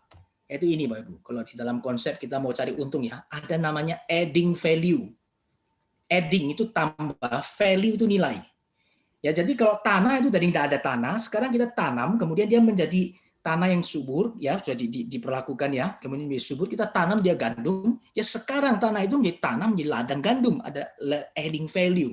Di dalam gandum itu kemudian kita melihara dengan baik, di dalam anugerah Tuhan, Tuhan memberi hujan, Tuhan memberi cuaca yang baik, itu semua standar Tuhan ya. Kemudian jadi akhirnya ada gandum yang baik. Nah itu ada value. Nah kemudian ketika itu sudah ada hasil, itu bisa menjadi keuntungan. Sekali lagi, jadi di dalam tanggung jawab kita harus ingat ada namanya adding value. Jadi kita kalau misalnya mengambil untung, jangan sampai di dalam bagiannya ada penipuan atau bohong. Barang itu kualitasnya jelek, kita jual yang mahal. Nah ini namanya tidak ada adding value. Nah di dalam bagian tidak boleh kita melakukan hal itu. Kita mesti lakukan apa? Ada adding value. Di sana ada keadilan, di sana ada kejujuran, dan ada pertambahan nilai. Jadi barang-barang kita menjadi barang yang berkualitas sehingga ada value di sana. Nah, waktu kita boleh pasarkan, taruh di pasar, pasar itu merespon dengan baik sekali karena ini value-nya sangat besar. Ya, maka kita lihat kenapa ada jam tangan itu yang mahal sekali sampai miliar, ya. Ada jam tangan yang biasa saja. Nah, ini beda sekali, itu namanya adding value, ada value, ada nilai di dalamnya. Ya, sampai bisa terbentuk sebuah brand, ya, itu menjadi kualitas itu karena ada adding value di sana. Ya, ada jam tangan yang mungkin biasa aja diproduksi secara massal, tapi ada yang khusus, jam tangan tertentu itu ya, sampai secara itu ukuran kecil sekali dengan cara yang khusus, dengan penanganan yang khusus, kemudian dia bentuk di sana, semuanya dibuat dengan baik, bahannya ini semua. Nah, itu ada adding value di dalamnya. Nah, ketika itu dilakukan dengan penuh tanggung jawab, one by one itu dikerjakan. Dan ketika itu jadi, itu ada value, ada nilai. Nah, di sana kita bisa mendapatkan ada keuntungan yang bertanggung jawab. Ya, ini penting sekali dalam setiap pekerjaan kita ya. Baik, nah berikutnya ini ada Amsal 28 ayat 8. Nah, ini bicara apa? Orang yang memperbanyak hartanya dengan riba atau bunga uang. Ya, mengumpulkan itu untuk orang-orang yang mempunyai belas kasihan kepada orang lemah. Nah, ini bicara soal apa? Ada orang memang tukang kasih ini, kasih apa? Kasih ambil uang dengan makan riba. Ya, ini kitab suci kasih tahu kita jangan, enggak boleh kita bungakan uang. Ya, ayo apa lah kau pinjam sama saya jadi kayak bank, saya kasih kamu. Ya, saya jadi rentenir gitu ya, makan riba dan sebagainya. Ya, ini Alkitab kasih tahu kepada kita, kita tidak boleh melakukan bagian ini. Ya, jadi ini saya kira ini cukup jelas ya di dalam bagian ini. Jadi kita jangan sampai kemudian melakukan hal yang demikian ya. Sampai hari ini banyak loh. Ini ada banyak orang yang profesinya makan riba. Ya kalau bilang jeleknya rentenir lah ya. Tapi ada yang mungkin rentenir kelihatan yang positif. Saya bantu kamu. Ya, saya bantu kamu tapi kamu setiap bulan mesti bayar saya 3%. Nah, ini berarti dia makan riba ya. Nah, baik. Ini saya lewat saja. Saya kira ini jelas. Kemudian nah di sini ada ya. Nah ini bicara. Kalau tadi bicara soal kemalasan, maka 10 ayat 4 itu bicara bahwa tangan yang lamban itu membuat miskin, tetapi tangan orang rajin menjadi kaya. Nah di dalam bagian ini kita boleh lihat bahwa yang namanya kaya itu tidak dosa, Bapak Ibu sekalian. Sekali lagi ya, banyak orang kita pikir ketika kita menjadi orang Kristen tidak boleh kaya. Enggak. Orang Kristen boleh kaya? Boleh. Banyak sekali di dalam kitab suci itu anak-anak Tuhan itu bukan cuma kaya, tapi paling kaya. Benar nggak? Ayub itu paling kaya. Daud kaya, Salomo itu kaya, Abraham itu kaya. Ya, tapi lihat kekayaan mereka itu dari Tuhan. Nah, bagaimana dalam tanggung jawab Allah memberkati mereka dan melalui kekayaan mereka dipakai Tuhan luar biasa. Nah, ini yang membedakan Bapak Ibu sekalian. Memang tidak semua orang dipanggil menjadi kaya. Kalau kita nggak dipanggil menjadi kaya, jangan berusaha menjadi kaya. Itu juga sebuah vocation atau calling sebagai anak Tuhan. Ada orang dipanggil misalnya di dalam umat Israel, ada yang dilahirkan menjadi umat Lewi. Ya kalau umat Lewi ya dia dikhususkan untuk Tuhan. Kan begitu. Nah, kalau misalnya dia dipanggil menjadi kaum Yehuda, misalnya dia mau dipanggil menjadi raja kayak Daud, ya dia menjadi raja di sana. Tapi jadilah raja sesuai kehendak Tuhan. Nah, setiap orang mungkin itu lain sekali dalam panggilannya. Tetapi boleh orang Kristen itu boleh menjadi kaya, boleh. Justru kita harus melakukan segala sesuatu di dalam panggilan kita yang paling baik. Ya, yang paling baik. Yang melakukannya bukan bagi ini ya, semua untuk diri kita sendiri, tetapi kita lakukan yang paling baik itu memang untuk sebagai sebuah pengabdian kita ya, bersyukur atas semua yang Tuhan berikan kepada kita, kita mau pakai itu dan lakukan itu paling baik. Ya, jadi di sini bicara soal apa? Kita mesti ada tangan yang rajin. Kalau kita mau cari untung, rajin. Ya, kita mesti kerja dengan rajin. Ya, dengan segala sesuatu yang kita lakukan, kita memperjuangkan, ada satu daya juang. Ya, di tengah situasi mungkin keadaan sulit, saya percaya orang-orang yang rajin itu Tuhan berkati. Ya, orang-orang yang rajin itu Tuhan berkati. Ini firman Tuhan itu ya, itu adalah ya dan amin. Saya sangat percaya. Tuhan itu berkata demikian. Itu loh yang namanya bunga, Atau di ini ya, yang hari ini ada besok kemudian lenyap. Tapi katanya Salomo itu aja enggak ada yang dandan lebih bagus ya pakaiannya daripada bunga itu. Terus burung itu ya. Burung itu yang juga mungkin nilainya murah itu ya. Tapi Tuhan itu memelihara. Ya, nah burung itu begitu terus. Mana ada nggak burung yang diam terus? Kalau saya ngamati burung ya, burung itu selalu terbang sana sini cari terbang sana. Dia sendiri rajin sana sini dia apa? Dia cari makan.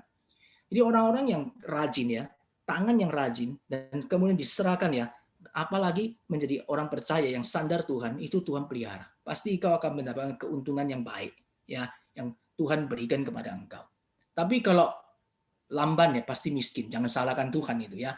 Kalau kita menjadi orang yang malas, nggak mau lamban, kita segala sesuatu tunda dan sebagainya, ya jangan salahkan Tuhan.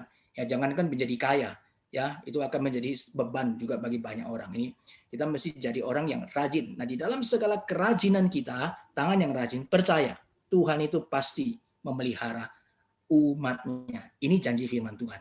Ya, kita lakukan bagian kita karena memang tidak semua orang ada satu panggilan yang sama semua. Oh, jadi bisnismen, jadi yang punya pabrik, jadi buka apa ya, orang mungkin konglomerat. Enggak, ada orang yang dipanggil Tuhan sederhana saja. Tapi semua yang sederhana sebagai pekerja, sebagai di ladang Tuhan yang mana, lakukan dengan baik, dengan rajin, dengan setia, Tuhan akan memelihara. Ya, baik. Ini kita lihat ya, tangan yang rajin ini ada satu orang tuh sering ada satu istilah ya, satu waktu ya. Saya kurang tahu mungkin ya sampai hari ada ya. Work hard dan work smart. Ada orang bilang begini, saya enggak mau work hard, saya maunya work smart. Sudah enggak zamannya lagi kita work hard, tapi kita mesti work smart. Saya waktu dengar kalimat ini ya, saya coba memikirkan ya, banyak orang pingin apa? Pingin gampang aja. Tapi kita mesti ingat ya, sejak manusia jatuh di dalam dosa, Tuhan bilang itu tanah terkutuk karena engkau. Tuhan kasih tahu Adam, engkau akan bersusah payah mencari nafkah. Itu Tuhan yang ngomong. Nah, banyak orang Kristen kemudian mengatakan itu sudah dipatahkan di dalam Kristus. Semua orang yang hidup dalam Kristus sudah diselamatkan dalam Kristus. Kutuk itu telah dipatahkan. Sehingga kita sekarang kalau kerja itu semua penuh dan berkat. Maka kita pasti akan makmur, kaya raya menjadi anak Tuhan. Nah, ini satu pengajaran yang menyimpang ya, keliru ya. Justru Tuhan mengatakan, kamu karena jatuh dalam dosa, maka kamu tetap harus kerja yang keras, ya, harus susah payah, itu menyertaimu sangat. Ada satu kerja keras ya di sana yang mesti dikasih tahu akibat daripada dosa. Ya sama juga dengan hukuman yang diberikan kepada Hawa kan belum pernah diralat. Hawa juga akan melahirkan ya dengan susah payah. Ada satu ya pergumulan ya, kesakitan susah payah saat melahirkan. Sampai hari ini belum diralat. Masa ada hari ini kemudian orang melahirkan masih ada susah payah? Tetap susah payah 9 bulan, tetap mesti ada satu ya perjuangannya, bahkan tetap masih berapa taruhan antara hidup dan mati dan sebagainya. Nah, saya kira ini satu hal baik di dalam work hard atau work smart ya, kita mesti rajin. Nah, orang mungkin yang work smart itu ya, kalau dia malas ya juga percuma gitu loh. Nah, kita cuma kadang-kadang memikirkan ya, kita harus lihat di dalam segala pekerjaan itu mesti ada tangan yang rajin. Ya, karena ini firman Tuhan yang kasih tahu kita. Ya, next saya akan bagian lainnya ini Amsal 3 ayat 9 ya. Amsal 3 ayat yang ke-9 itu kasih tahu kita ini. Ini berkaitan dengan keuntungan yang kita peroleh. Kita sudah boleh lihat ya bagaimana yang benar dan yang tidak benar. Yang berkenan kepada Tuhan dan yang tidak berkenan kepada Tuhan. Nah, setelah kita bisa mendapatkannya, bagaimana ini? Amsal 3 ayat 9 kasih tahu kita gini, muliakan Tuhan dengan hartamu, dengan keuntunganmu. Ya, bahkan dengan hasil pertama dari segala penghasilanmu. Nah, Bapak Ibu yang dikasih Tuhan, firman Tuhan itu memberikan kepada kita ya satu perintah. Ini perintah ya kan, muliakanlah Tuhan, berarti kan perintah ya, dengan hartamu. Artinya itu sebenarnya waktu kita mencari untung ya, itu tujuannya itu bukan untuk kita bisa dapat untung itu sendiri. Waktu kita cari untung itu bukan kita cari uang. Jadi orang seringkali pikir gini, aku kerja untuk cari uang, salah. Aku dagang supaya dapat uang banyak, salah. Aku menjadi seorang apa ya, seorang profesi yang top supaya saya bisa mendapatkan banyak sekali keuntungan atau uang yang banyak. Salah. Tapi apa? Saya bekerja, saya dagang, saya bekerja dengan sebaik mungkin. Itu untuk apa? Supaya ketika aku bisa mendapatkan keuntungan itu, aku datang bersyukur kepada Tuhan. Nah, itu dia. Nah, ini prinsip yang Tuhan kasih tahu. Waktu kita kerja, not for money. Ya, kerja bukan untuk uang, kerja bukan untuk mencapai keuntungan. No. Kita justru kerja supaya kita boleh memuliakan Tuhan. Sehingga waktu kita boleh untung, kita sungguh bersyukur dan itu kita bisa secara natural, secara apa ya, secara penuh ucapan syukur kita akan bawa itu persembahan kepada Tuhan. Nah, kita memuliakan Tuhan, ya. Tidak dengan berat hati, dengan nyanyian, dengan ucapan syukur, dengan girang, ya. Bahkan dikatakan dengan hasil pertama dari segala penghasilanmu. Nah, saya mau cerita ya. Ada seorang hamba Tuhan, itu namanya Andrew G. Saya kira saya pernah bagikan kepada Bapak Ibu sekalian. Andrew G itu seorang hamba Tuhan, dia dari Congko sana ya. Ya dia dalam keluarga yang cukup ya bukan kalau di zamannya pada saat itu pasti Congko kan cukup bergumul ya dalam semua mereka kan sistem apa komunis jadi untuk rakyat ya cukup susah mereka hidup ya. Nah si Andrew G ini dia waktu setelah selesai dia sekolah dia kerja yang pertama kali ya Dia kerja pertama kali, setelah dia dapat itu uangnya ya dari kerjanya, hasil yang pertama itu dia kasih loh, itu uangnya yang dia dapat gajinya yang pertama ya, dia dapat gajinya yang pertama itu dia kasih kepada orang tuanya yang waktu itu saat itu ya di Cungko ya, dia kasih kepada mamanya. Nah ini menjadi satu hal yang kemudian waktu itu di-sharingkan ya. Saya mendengarkan juga dari hamba Tuhan yang sharing, itu menjadi satu hal yang membuat kita itu apa? Menjadi membuat kita ada satu terharu gitu ya, ada satu contoh, ada satu teladan yang indah ya. Bagaimana dia boleh melihat ya, bahwa apa yang dia persembahkan itu dia boleh lihat bahwa ketika dia dapat, dia mengucapkan syukur, mengucapkan satu bakti ya, bahwa ini loh ya, orang tua yang selama ini sudah boleh menjaga saya, merawat saya mau memberikan satu kanen dan dia memberikan itu sebagai satu apa ya, ucapan syukur. Nah ini satu hal ya, di dalam kehidupan kita ya, Tuhan itu sama kita itu seperti gambaran Bapa dan anak, betul enggak? Nah kalau kita sungguh-sungguh menganggap Tuhan itu adalah Bapa kita, seharusnya kita waktu memberi kepada Allah, kita akan memberi dengan senang. Kita akan memberi kenapa? Karena aku boleh hidup, aku boleh ada sampai hari ini, karena Tuhan itu telah memelihara aku. Kalau tidak ada Tuhan, bagaimana hidupku? Nah ini adalah satu ucapan syukur yang lahir, sehingga kita bisa datang ya, ketika hasil pertama, kita boleh persembahkan kepada Tuhan dengan sukacita. Ya, dengan penuh sukacita dan bagi pekerjaan Tuhan. Maka janji firman Tuhan apa? Lumbung-lumbungmu itu akan diisi penuh dengan melimpah. Ini janji firman Tuhan, bejana pemeliharanmu akan meluap dengan air buah anggurnya. Nah ini ayat-ayat seperti ini kita tidak bisa, jangan sampai terlalu kemudian kita menafsirkannya bahwa oh semua bagi saya. Kalau saya melakukan hal ini berarti oh pasti saya menjadi kaya raya. Nanti masuk ke dalam teologi kemakmuran ya. Pokok kamu begini pasti kamu kaya. Kita mesti lihat dalam hal ini apa? Allah memelihara kita. Ya, lumbung-lumbung akan diisi saya melimpah. Kita tidak perlu khawatir dengan hidup kita. Ya, sama seperti apa yang Tuhan katakan, Tuhan akan memelihara hidup kita, ya. Tuhan pasti jaga, Tuhan akan berikan kelimpahan itu, ya. Nah, ini kita lihat bagaimana satu tujuan penting ya yang dinyatakan di sini, muliakan Tuhan, baik di dalam apa? Di dalam motivasi mencari untung, cara memperoleh untung, bahkan ketika sudah dapat hasil keuntungan, kita ngerti bagaimana memuliakan Tuhan. Nah, ini dinyatakan ya di dalam Amsal ya. Saya lihat cukup lengkap ya berkaitan dengan keuntungan ya. Bagaimana kita boleh untung banyak mengejar keuntungan ini di dalam satu pengajaran di Amsal ini banyak sekali ya ayat-ayat berbicara tentang hal ini ya. Nah, sekarang kita akan lihat ya.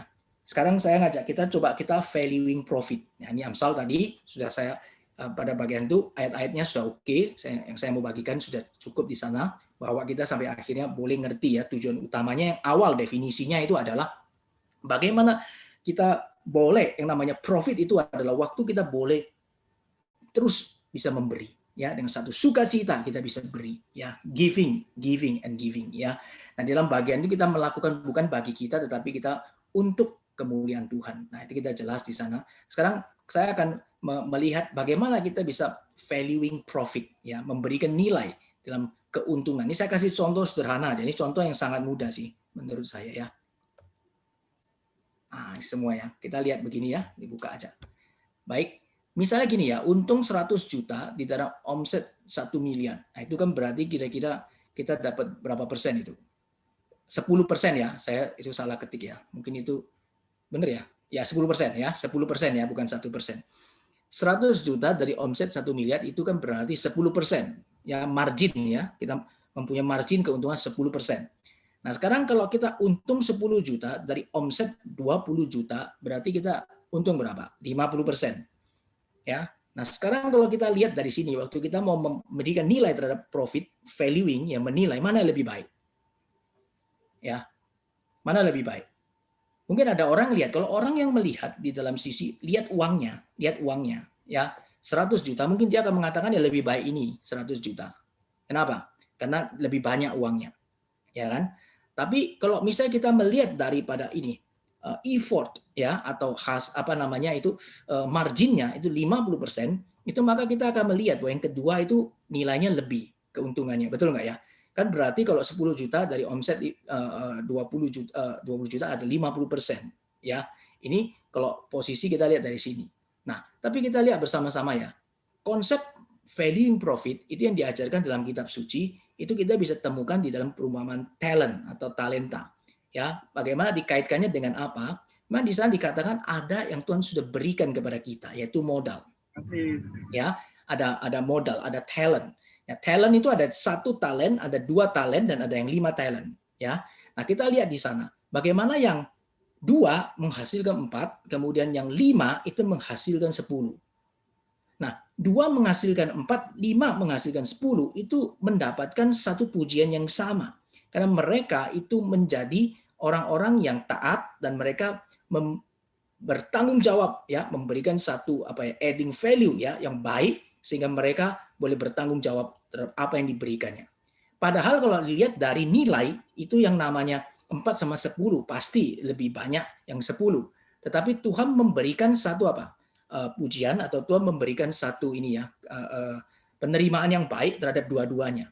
Nah, kemudian yang 1 talent itu tidak menghasilkan apa-apa ya. Jadi dia kembalikan 1 aja, ada hasilnya 0, dan itu yang kemudian Tuhan mengatakan bahwa itu yang jahat, hamba yang jahat. Nah, jadi kita boleh melihat ya, ketika kita memvaluing keuntungan kita yang kita dapat, itu sebenarnya kita melihatnya dari apa? Dari apa yang Tuhan berikan kepada kita. Setiap kita Tuhan sudah kasih kita kapasitas. Setiap orang pasti ada kapasitas. Ya, kita tidak mungkin Tuhan tidak kasih kita yang namanya itu talent. Kita mempunyai talent, punya kapasitas. Nah, di dalam bagian itu kita setia. Apa yang Tuhan kasih kepada kita, kita setia di dalamnya. Ya, Tuhan beri kita 1, kita setia sama 1. Kita kerjakan bagian 1 itu yang paling baik. Kalau Tuhan kasih kita 2, kita juga mesti setia 2. Kalau 5, kita mesti kasih 5. Nah, jadi kita bisa lihat kalau 5 ternyata ya dia dapatnya 6. Maka di dalam konteks talent ini di luar ya, maksudnya saya memberikan satu gambaran yang lain misalnya itu ya. Misalnya 5 dapat 6. Bagaimana? Berarti dia tidak maksimal. Apa yang Tuhan berikan kepada dia, dia tidak melakukan tanggung jawab dengan penuh tanggung jawab ya. Maka yang 2 lebih efektif ya, value-nya lebih baik daripada 2 jadi 4 lebih baik daripada 5 jadi 6. Nah, di sini kita lihat bersama-sama ya. Jadi setiap kita mesti melihat bagian ini dengan jelas. Nah, tapi juga tidak boleh sembunyi. Ada orang itu ya, dia tidak bertanggung jawab ya. Dia tidak bertanggung jawab dan kemudian sembunyi. Seakan-akan misalnya talentnya ada 2 tapi dia jadikan 1. Nah, ini juga tidak benar. Tapi semua ini di dalam konsep ini kita lihat siapa? Memang Allah sendiri yang melihat. Ya, manusia kadang-kadang mungkin tidak bisa melihat bagian ini, tapi tugas kita belajar untuk sungguh-sungguh boleh setia kepada Tuhan. Nah, di dalam bagian kehidupan kita mungkin ya, di dalam pekerjaan dan sebagainya, ingatlah Tuhan sudah menitipkan kita itu talent. Tidak ada orang tidak punya talent. Meskipun cuma 1 talenta, jangan dikubur. Ya, 1 talenta disyukuri, kita bertanggung jawab, kita kerjakan paling baik, Tuhan pasti memberkati. Ya, nah ini valuing profit yang penting yang saya mau kita mengerti dalam bagian ini. Setiap orang Tuhan pasti kasih kita kapasitas sehingga kita bisa mengerjakan ya, memberikan yang terbaik ya untuk Tuhan, dan di dalam bagian itu di dalamnya kita boleh mendapatkan ya keuntungan gitu ya.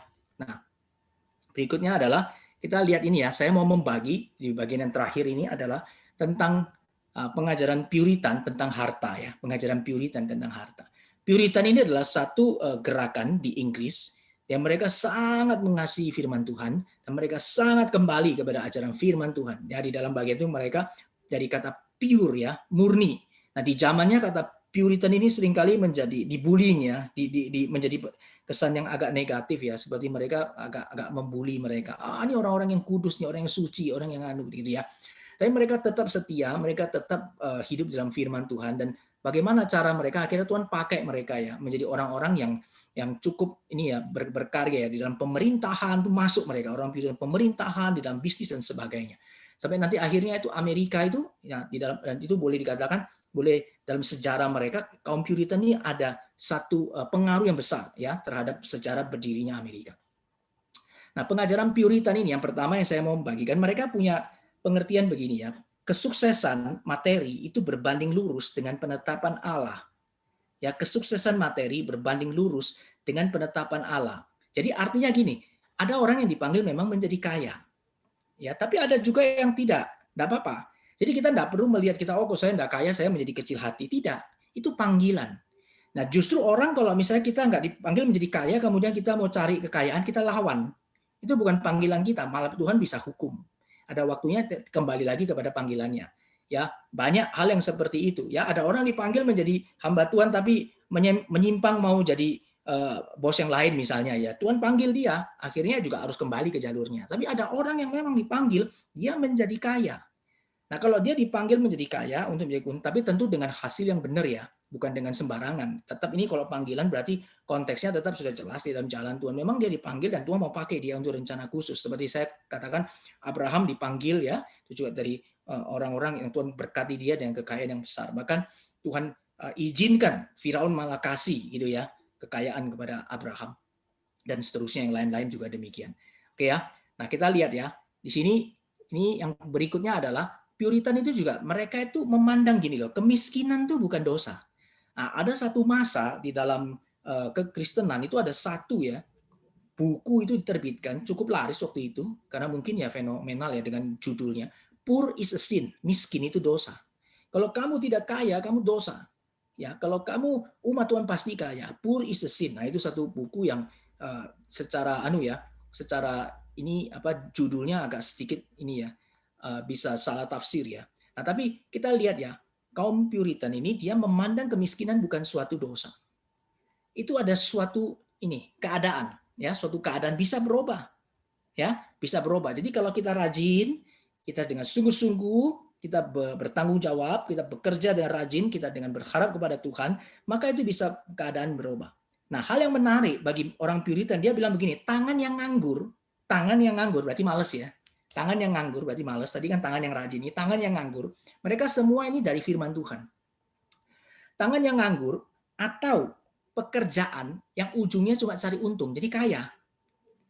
Satu males, tapi yang satu kerjaannya cuma cari uang, cari uang, cari uang, kaya, kaya. Yang satu ini miskin, itu sama-sama terkutuk di hadapan Tuhan. Ya, jadi ini berkaitan dengan bagian ini ya. Nah, kaum Puritan ini mereka drive dari mana? Dari firman Tuhan, ya. Jadi kita lihat, jadi orang yang cuma cari untung saja demi untung itu sama dengan orang yang sama yang nganggur tadi, yang malas. Kedua-duanya terkutuk di hadapan Tuhan, ya. Meskipun secara keadaan mungkin yang kaya lebih enak gitu ya. Nah, tapi dalam kondisi ini di hadapan Tuhan dua-duanya terkutuk ya. Nah, berikutnya adalah orang Puritan itu menolak bahwa orang kaya boleh kerja seenaknya. Nggak bisa. Jadi meskipun kita dapat untung banyak, kita tidak boleh kerja seenaknya.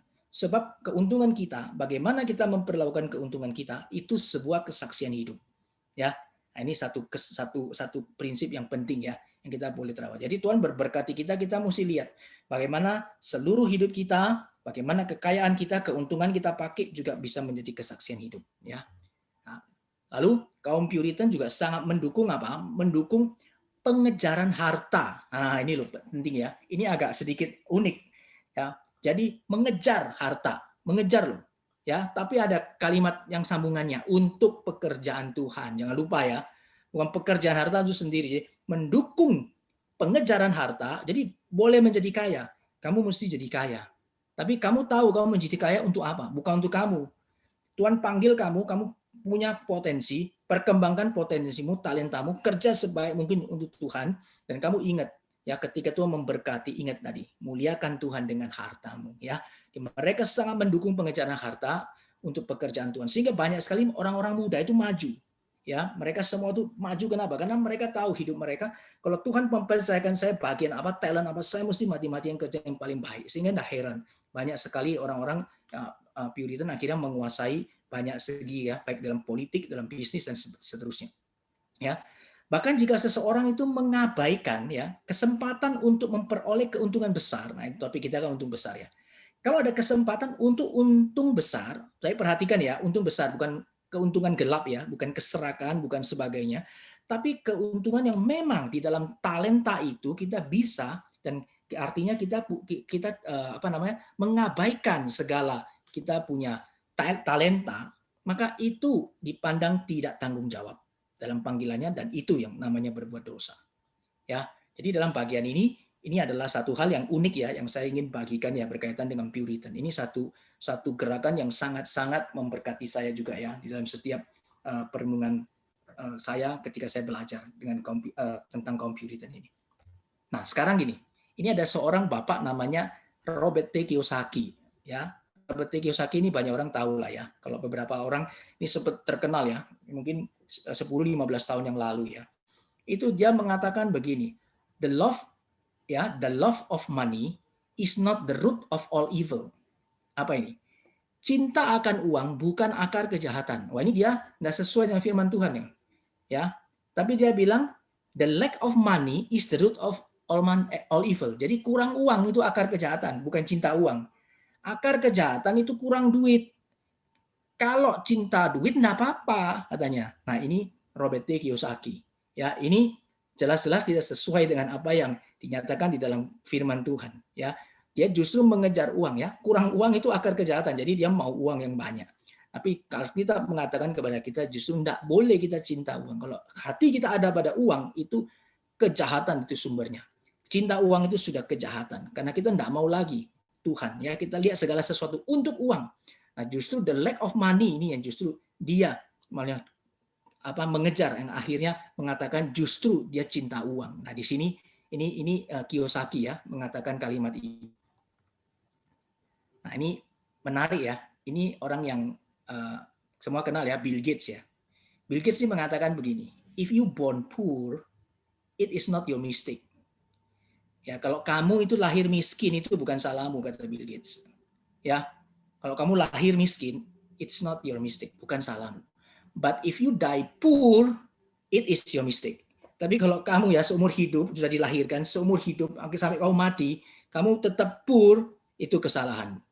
Ini kata miskin. Kata Bill Gates ya. Kenapa ya? Karena kita bisa lihat ya. Di dalam bagian ini kita bisa lihat, tadi kita sudah belajar banyak ya. Kita boleh lihat bahwa apa sebenarnya yang Tuhan berikan kepada kita ketika Tuhan memberikan kita talent.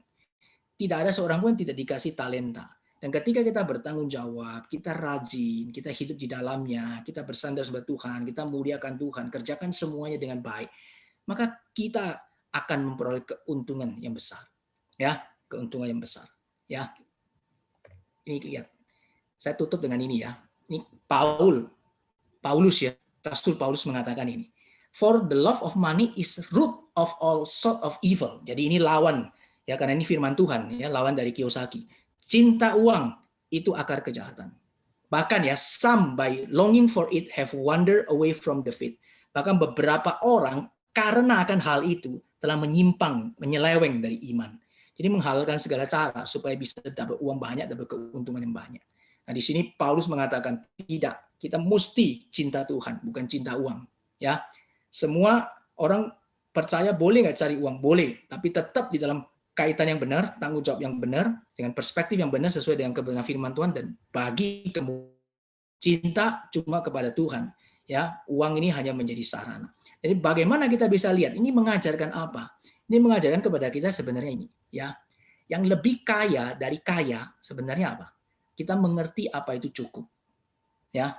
Kalau kita mengerti cukup, kita akan dijauhi dari segala keserakahan, kita akan dijauhi dari keuntungan yang gelap, kita akan dijauhi dari segala hal itu. Karena kita tahu cukup, Tuhan berikan kita berapa, kita syukuri, dan kita bertanggung jawab mengerjakan. Kita kerja dengan setia, menjadi dua. Kalau kita sudah menjadi dua, kita tetap setia, Tuhan bisa memberi yang lebih, boleh menjadi 4, dan seterusnya. Nah, kita kok jalani itu ya, seumur hidup kita, maka kita tidak mungkin akan die poor. Ya, tak mungkin akan mati miskin. Kenapa? Karena kita adalah orang-orang yang kaya. Kenapa? Karena kita mengerti apa itu cukup. Ya, kiranya Tuhan memberkati ya kita sekalian. Saya menyelesaikan sampai di sini. Ini materi kita hari ini. Kiranya Tuhan boleh memberkati. Baik, saya akan membuka kesempatan. Silakan, mungkin ada yang mau sharing atau mau bertanya, boleh silakan. Berkaitan dengan materi yang sudah disampaikan. Ada? Atau sudah jelas semua? Semua sudah untung banyak? Atau masih mengejar untung? Silakan. Ada yang mau tanya? Atau ada yang kurang jelas dari yang dijelaskan? Malam, Ko Rusli. Malam, Pak Bing. Saya mau tanya. Ya. Ya, ini bukan sesuatu yang nyata. Saya cuma hanya berpikir kayak begini. andaikan saya dapat job ini, bukan pekerjaan utama saya dapat job, istilahnya kayak makelaran gitulah. Saya jadi penghubung pihak A dan pihak B. Lantas kemungkinan ini saya bisa dapat potensi untung yang cukup lumayan. Lantas dengan untung yang cukup lumayan itu yang mungkin menurut firman Tuhan jumlahnya juga agak kelewatan. Tidak seperti yang tadi Ko Rusli ngomong harusnya yang cukup itu kan ya, yang normal gitu. Saya kasih ilustrasi kayak begini, umpama dari makelaran itu saya dapat untung cepet tiaw gitu umpama ini. Terus dari cepet tiaw ini aku punya kerinduan hati untuk mempersembahkan anggaplah 50%-nya, gocap tiawnya separuhnya gitu. Saya kasih untuk pekerjaan Tuhan, entah itu untuk kegiatan misi, entah itu untuk keperluan gereja dan lain sebagainya. Itu secara firman Tuhan gimana, Ko Rusli? Aku mau tanya. Itu toh. Thank you. Oke, terima kasih Pak Bing. Baik, ya saya kira begini ya. Kalau misalkan tadi kan saya mengatakan ya, dalam konteks kita misalkan mencari sebuah keuntungan, itu memang mesti dilihat. Kalau di dalam tadi ya, apa mungkin pekerjaannya itu adalah pekerjaan yang baik, ya pekerjaan yang memang sesuai di dalam terang firman Tuhan, artinya bukan keuntungan gelap ya, pekerjaan yang baik begitu ya. Ya saya kira tidak masalah karena keuntungan tersebut itu setelah diberikan ya kepada kita, itu memang kembali lagi bagaimana kita boleh memakai keuntungan itu untuk bagaimana memuliakan Tuhan. Saya kira itu. Nah, yang paling penting kita lihat keuntungannya itu apakah keuntungan yang benar atau justru keuntungan yang salah begitu ya. Nah, kalau mengenai dari jumlahnya berapa besar, nah itu seharusnya kan kita melihat tergantung toh banyak. Misalkan kalau di dalam job makelaran, katakan yang paling sederhana mungkin yang saya bisa mengerti, misalnya orang yang jual beli properti gitu ya.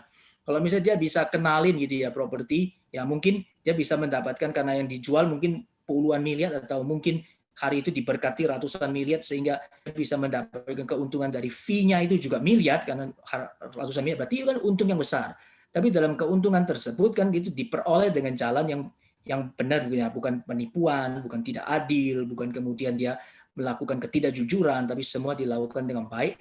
Maka keuntungan besar itu didapat, itu berarti kan sudah ada di tangan kita, menjadi berkat yang Tuhan berikan kepada kita, dan bagaimana kita mau memuliakan Tuhan, nah itu kembali ke hati kita masing-masing, ya, kembali ke hati kita masing-masing. Dan saya kira yang paling penting itu adalah bagaimana ketulusan kita dan bagaimana kita boleh mengucap syukur dan mengutamakan Tuhan.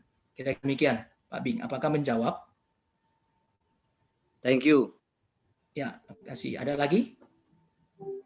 Iya, ini ada pertanyaan dari tentang ini ya. Saya bacakan lewat chat ya. Ada keluarga yang rumit, keadaannya sangat minim, tapi nekat berhutang dalam jumlah yang besar. Keluarga ini tidak punya penghasilan yang tetap, memiliki 4 anak, dan kurang memahami keadaan orang tuanya. Sang suaminya pandai memberi nasihat, tapi tidak ada tindakan atau melakukan apa yang sesuai perkataannya. Kebutuhan makan tidak masalah, karena dapat bantuan dari pemerintah. Anak-anaknya kadang merasa malu karena banyak orang setiap hari nagih hutang. Dia ingin menjadi seorang polisi, di satu sisi banyak biaya yang harus dikeluarkan, sehingga orang tua berani berhutang meskipun berbunga besar. Pada akhirnya masih belum tercapai. Akan tetapi dia ingin melanjutkan pendaftaran di polisi tahun depan. Sang ibu berjuang sendiri untuk membayar hutang dan bekerja siang malam, antara marah dan capek sampai tidak bisa mengungkapkan. Kadang diajak bicara, sering tidak fokus, dia hanya berjuang sekuat tenaga. Sangat disayangkan dalam keluarga ini tidak mau mendukungnya. Secara manusia tidak kuat, puji Tuhan, ibu ini tidak berputus asa. Dia mempunyai harapan ketika beban yang ditanggung, pasti Tuhan memberi kekuatan. Pertanyaannya, bagaimana saya bisa memberi masukan atau saran supaya ibu ini bisa keluar dari jerat hutang yang besar dan memberi kelegaan pada setiap keluh kesahnya? Itu Pak, kira pertanyaannya. Oke, terima kasih untuk pertanyaannya ya. Nah, sekarang kita lihat ya.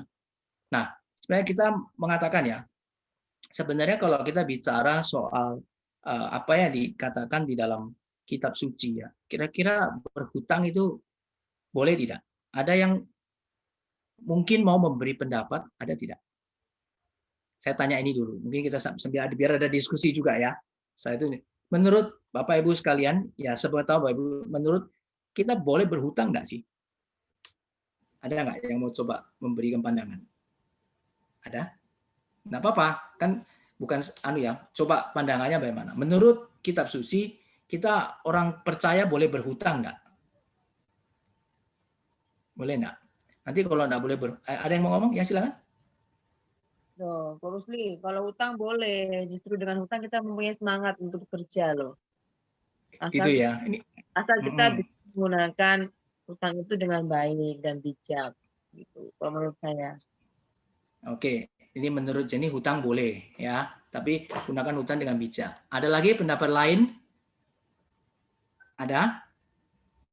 Saya satu lagi coba. Ada yang bilang enggak boleh enggak? Ada enggak? Atau semua sama?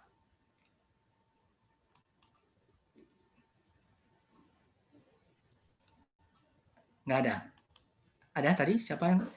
Kalau menurut saya ya boleh ya, maksudnya apalagi kalau orang dagang tuh kan hutang tuh, maksudnya hutang piutang tuh kan hal yang wajar ya. Ada misalnya kita beli barang itu dia kasih 2 bulan baru bayar, maksudnya kita, tapi yang penting itu bagaimana kita on time ya bayar sama orang itu hutang-hutang kita gitu. Jadi enggak mengulur-ngulur sengaja, dengan sengaja menunda-nunda enggak bayar, punya niatan enggak bayar begitu loh. Itu yang menurut saya enggak boleh. Ya. Oke, thank you ya. Kita sekarang sama-sama lihat ya. Saya memberikan pandangan pertama begini ya, berkaitan dengan hutang ini dulu ya. Kalau misalkan ya, kita konteks hutang, kalau misalnya ada orang itu kalau misalkan dia datang. Tadi kita bicara soal berkaitan dengan ini kan ada makan riba ya atau uang bunga dan sebagainya ya. Seperti misalnya perbankan. Perbankan itu kan dia memberikan ya. Kalau kita meminjam pasti ada yang mereka ada yield ya, atau baik kita memberikan pinjaman kepada bank atau bank meminjamkan kepada kita, itu kan mereka ada memberikan yield ya. Nah, di dalam bagian ini kita bisa lihat bersama-sama ya. Kalau hutang itu diberikan di dalam arti investasi ya, atau kita bisa ada namanya sharing profit di sana ya, ada kan bicara keuntungan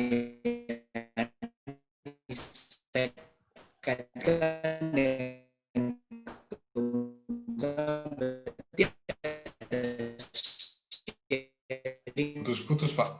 Profit bisa dilakukan. Nah, tapi misalkan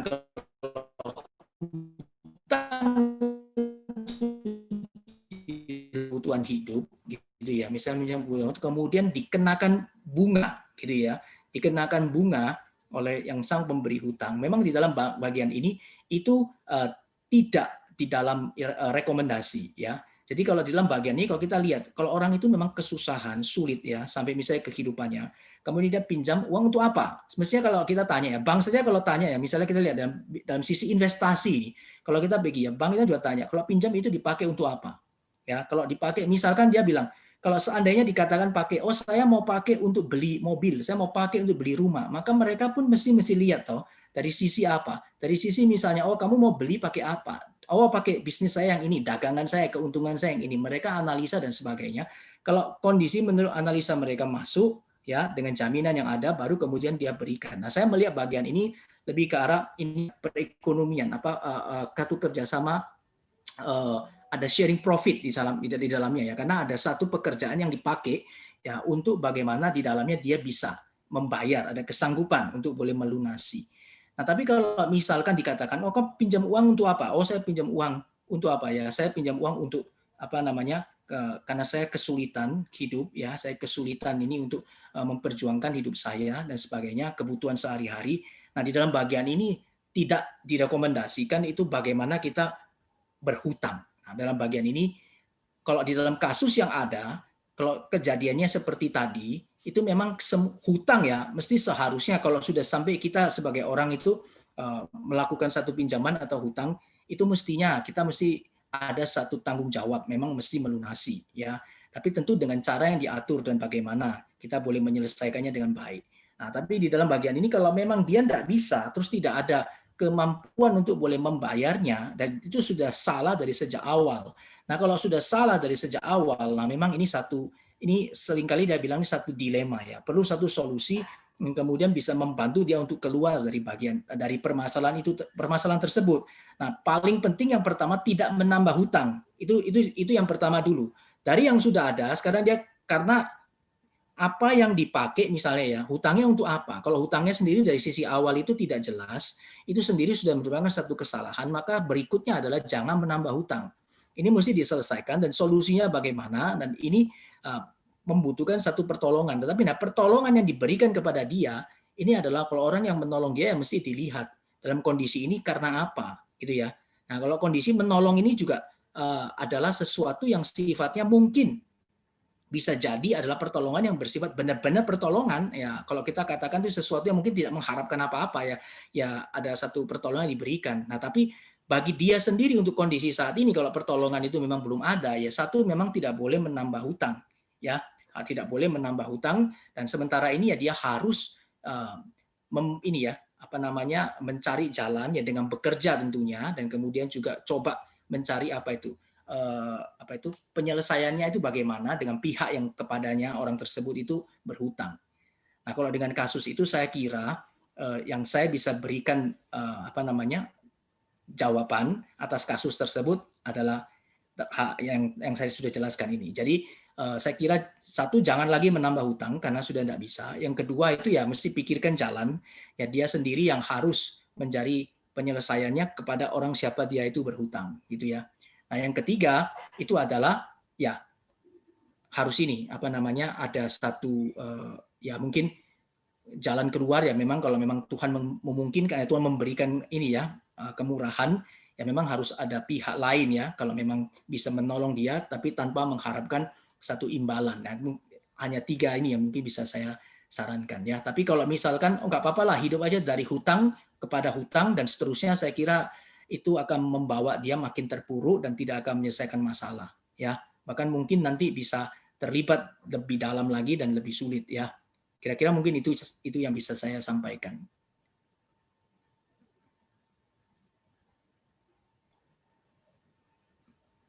Oke, baik, terima kasih. Ya, ada lagi?